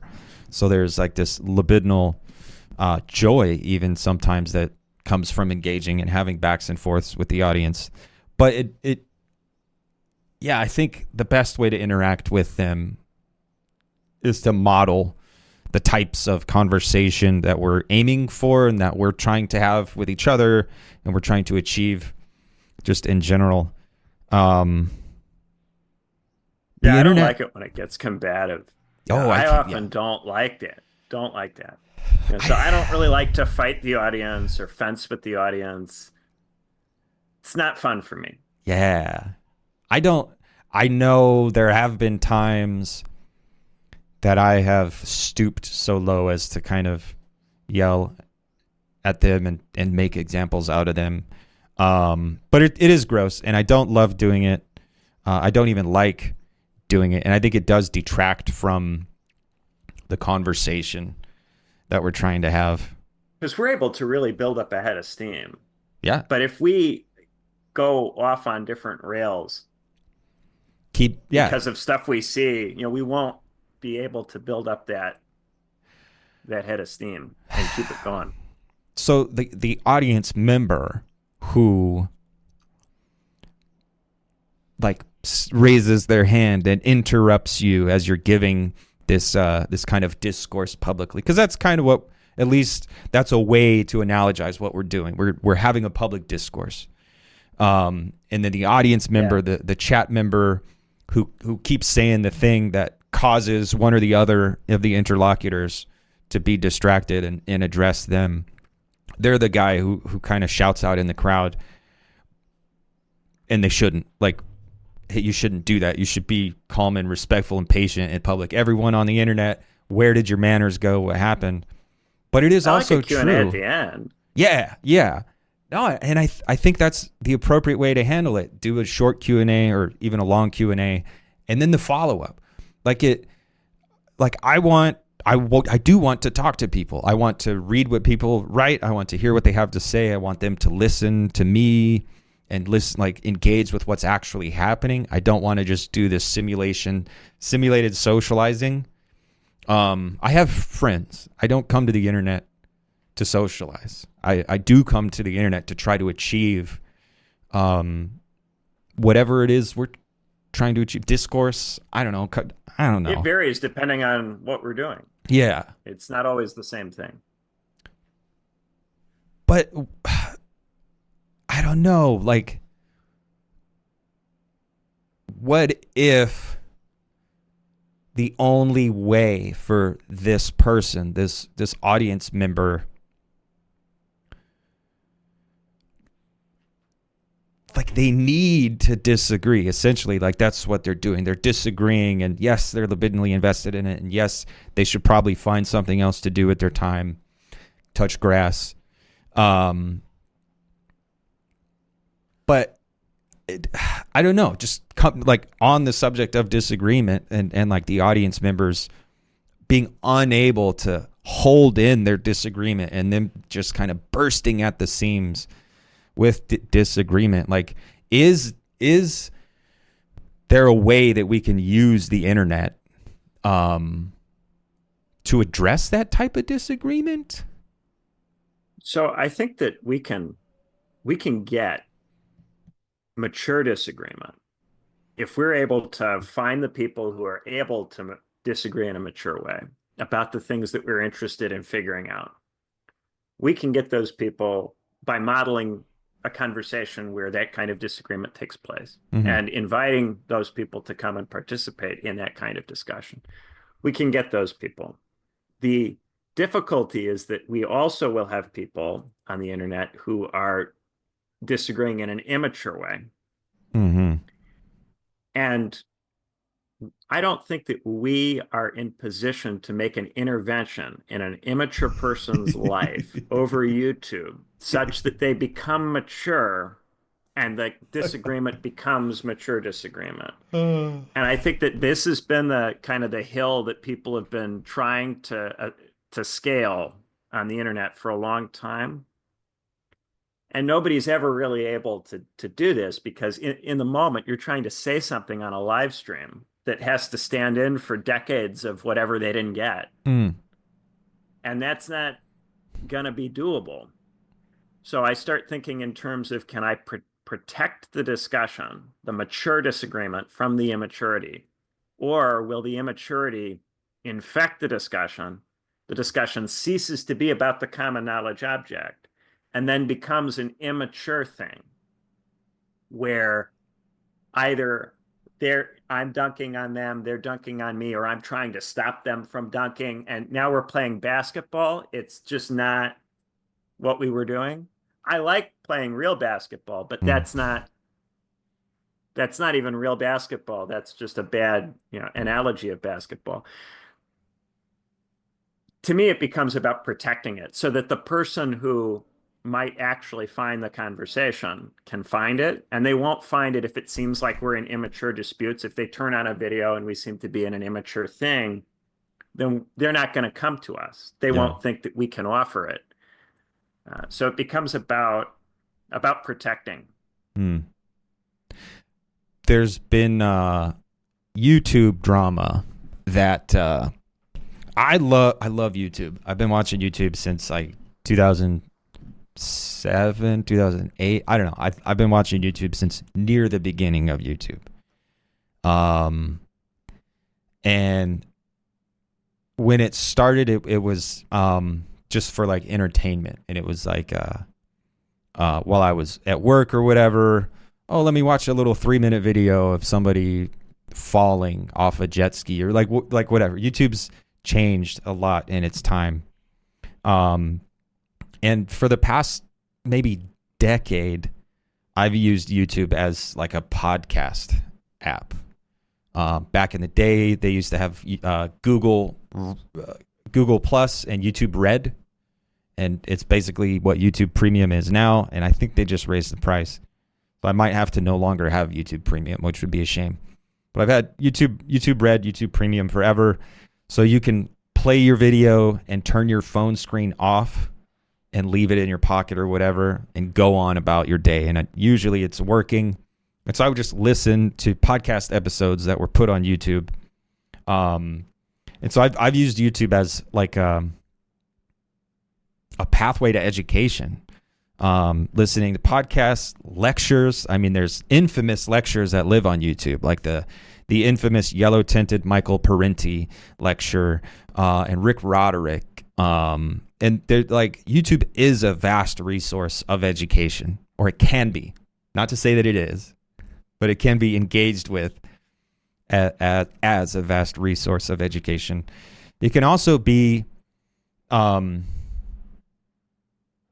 just a horrible, disgusting dumpster fire. But there's some current YouTube drama that it's getting people from like 2015 that used to do like this sensational pranks and stupid vape cartridges, like just dumb, like 2015, 2016 era, just kind of immature enjoyment. Everybody's having a good time. We still don't understand the future that we live in yet. It's kind of an extension of the 1990s in a way, where everyone is in this perpetual, everyone is infinitely 25 years old. And just everything is funny. Everything's a gag. But it's weird because there are people now who are addressing like Israel, Palestine, like Gaza, like it's this important thing that really matters. But it's being turned into like interpersonal drama, very immature shit-slinging contests where people are making like personal attacks on people. I don't know. I don't even know what I was initially, why I brought this up, but it's just very interesting to see how the most immature kind of garbage does rise to the top. But nevertheless, there still is like a wealth of worthwhile stuff on the internet. Yeah, there's a lot of immature disagreement about incredibly important and serious issues Whew. that we're better off not discussing than discussing that way. Yeah. No, it's taking Gaza and turning it into interpersonal drama, I think. Into an ego thing for people who are looking for recognition, looking for, of course, clicks and streams, and looking for a moment where they feel good. A lot of these issues where it's, do you have the right take or the wrong take? Very transactional. The right or the wrong take is not anything to do with trying to figure out, like, what would it mean to have peace in that part of the world? What could a peace look like? What's the best kind of peace that's possible? What would the steps be that we would need to take? It wouldn't be about having the right attitude to the specific things that are happening there now.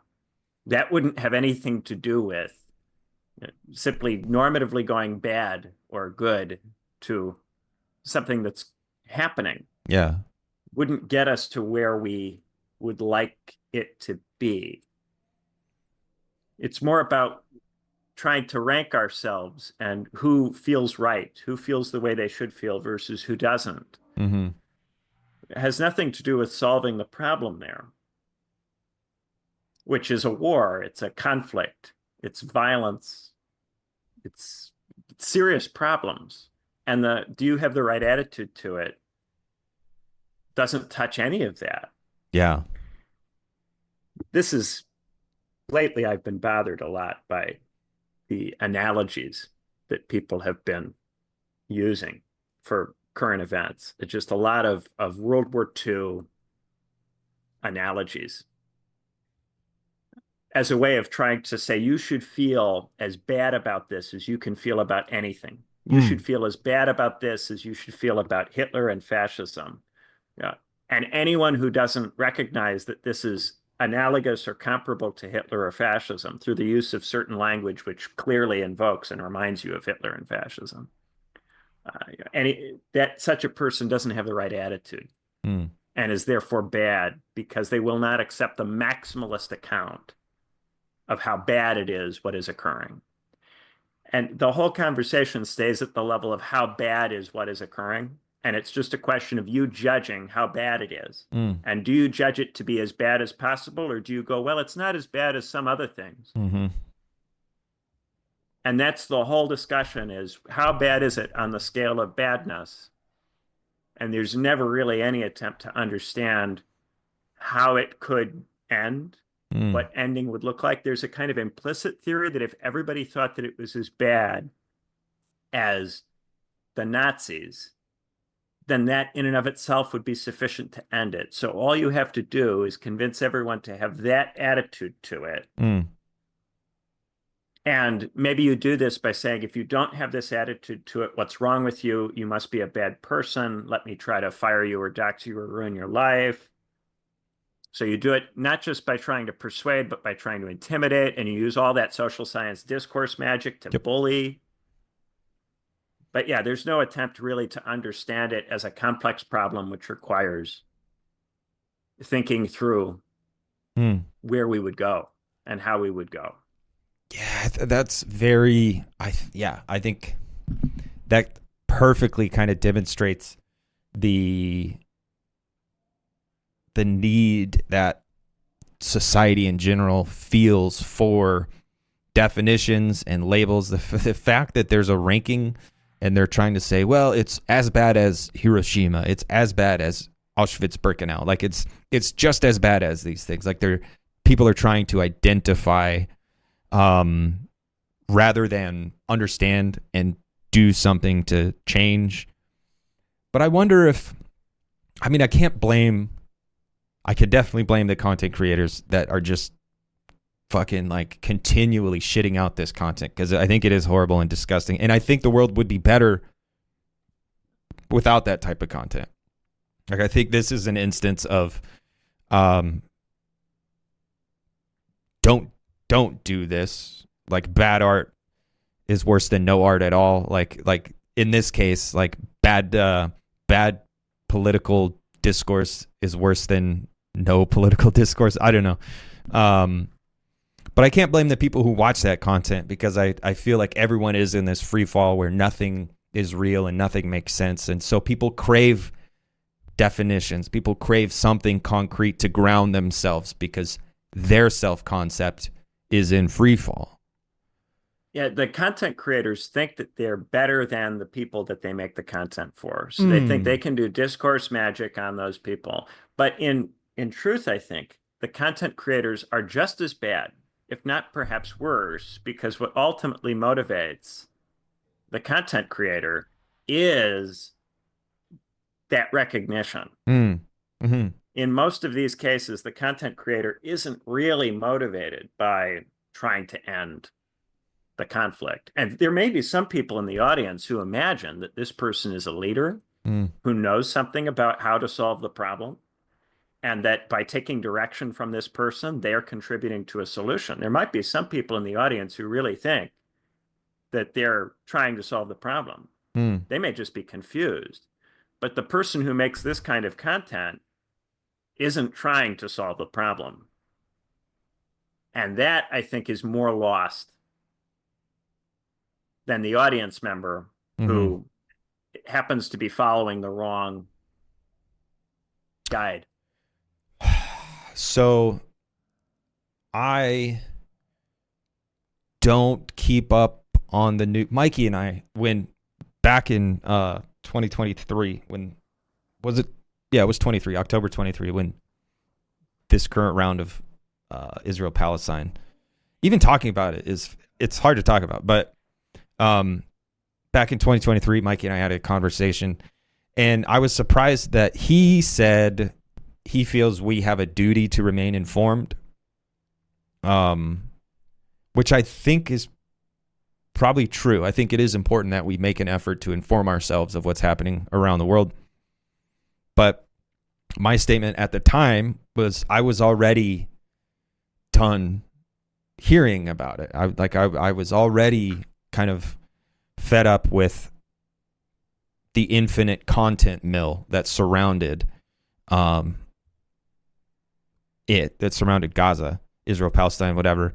And it seems that it's only gotten worse. Israel hasn't stopped murdering Palestinians, so of course the content mill is only going to continue to get worse.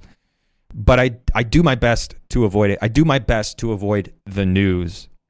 In general, I used to read the news a lot when I thought of myself as an engaged political subject. I read the news and I tried my best to stay informed, and I read multiple sources, and I felt good about the fact. I used to watch the Majority Report. I used to read journals, and I felt good. I was a news person.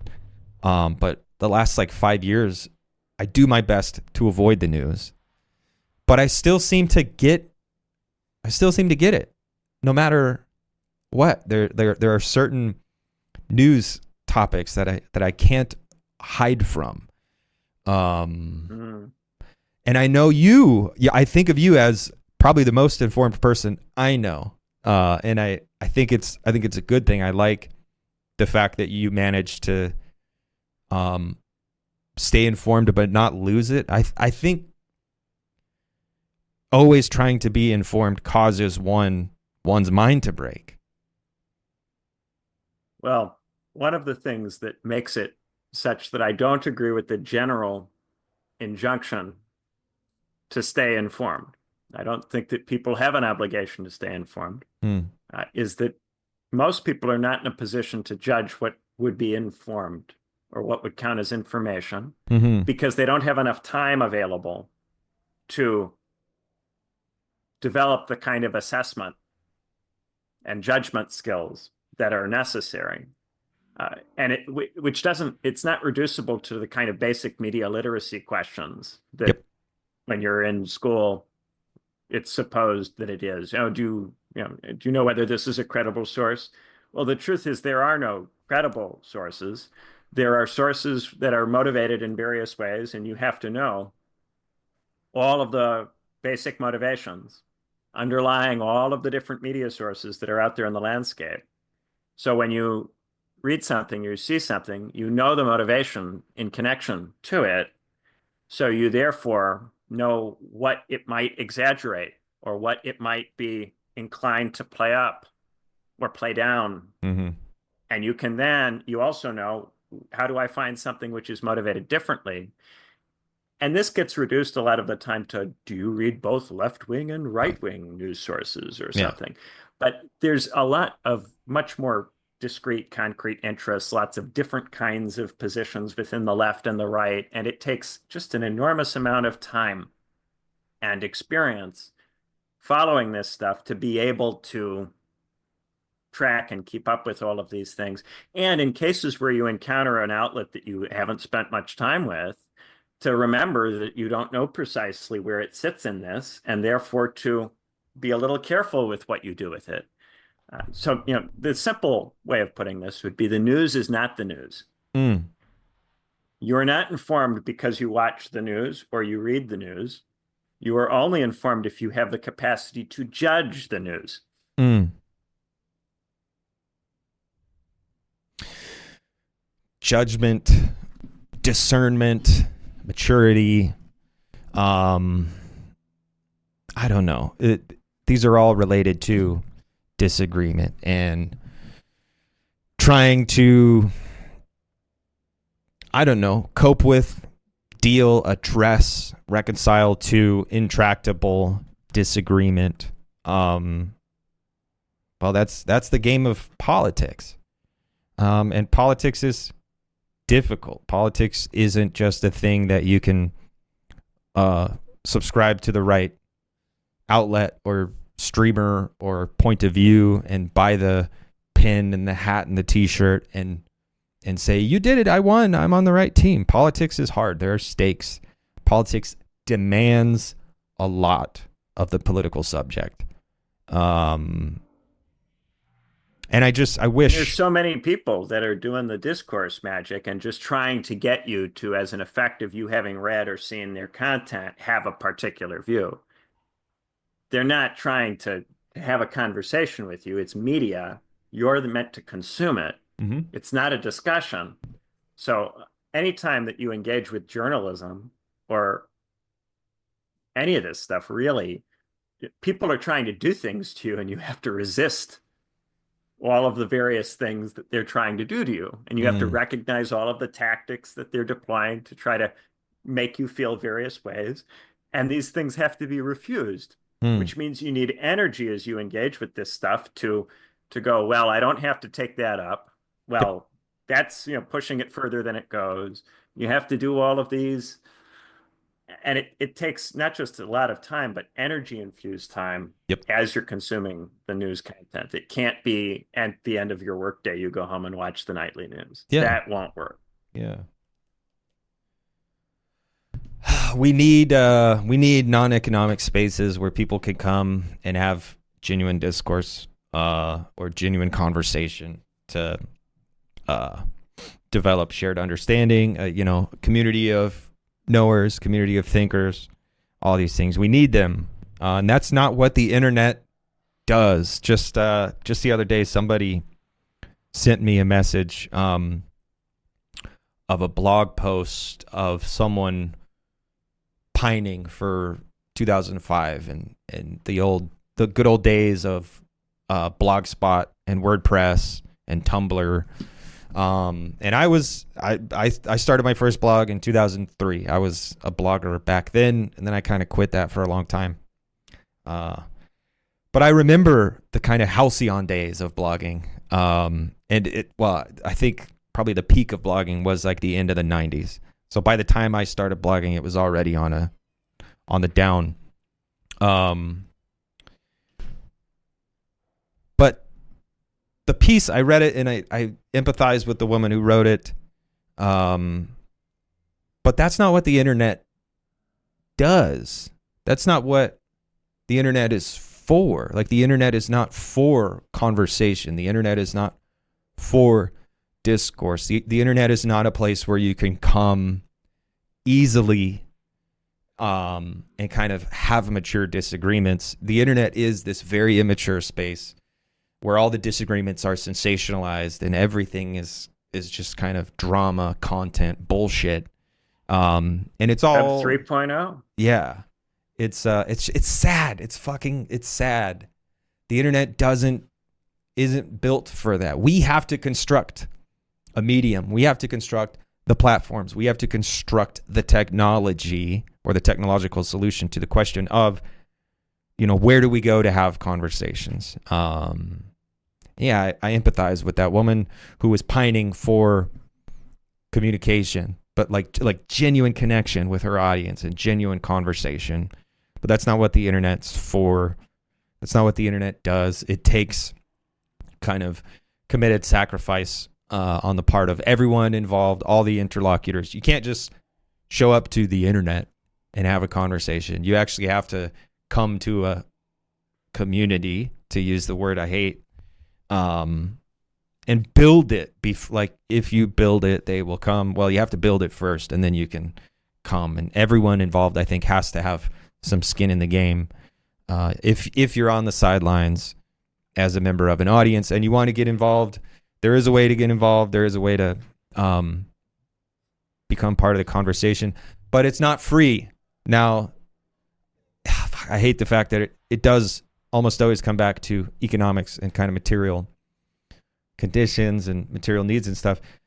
But I'm not saying it's not free, like you go pay for it somewhere. I'm saying it's not free. Like, you can't just show up and have a conversation. You have to actually build it over time, and be invested in it, time energetically, not financially. I want to live in the world. If you were holding it in a physical building, it would be evident that you would need to do something to sustain the property. Yeah. Well, and that's the illusion of the internet. People can't see, the computers that we're on right now. People can't really see the homes that we're in right now. The physical objects that are supporting the conversation are invisible. And like, all the economic activity that's gone into this conversation is hidden by the internet. It's just in your face. It's on the screen, and it's happening right now. Next Sunday, come to the conversation. You have to fight back against that. As an observer, as an audience member.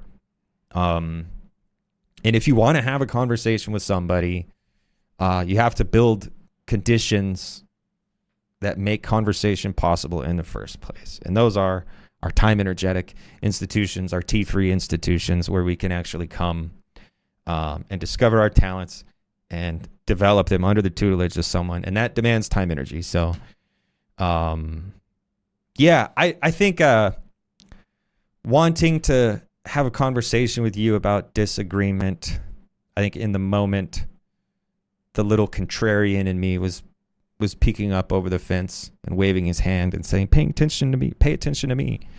And I resisted the urge, because I understood that if I were to speak up in the moment, it would just derail conversation, and you had to flow to what you were doing. And I actually just sat and listened, and the disagreement disappeared. And I discovered there was no disagreement at all.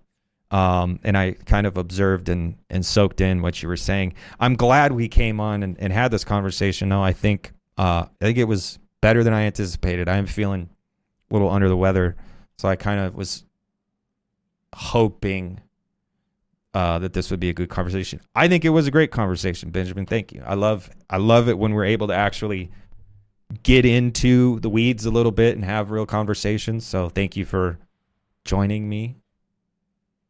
It's great to be here. And thanks for having me on. I knew that when you suggested that I come on, that there would be something good, because you are not frivolous. Usually, if you have something you want to do, there is something real underlying it. So I knew it would be good, and I think it was. Heck yeah. Thank you. I'm going to stop recording now.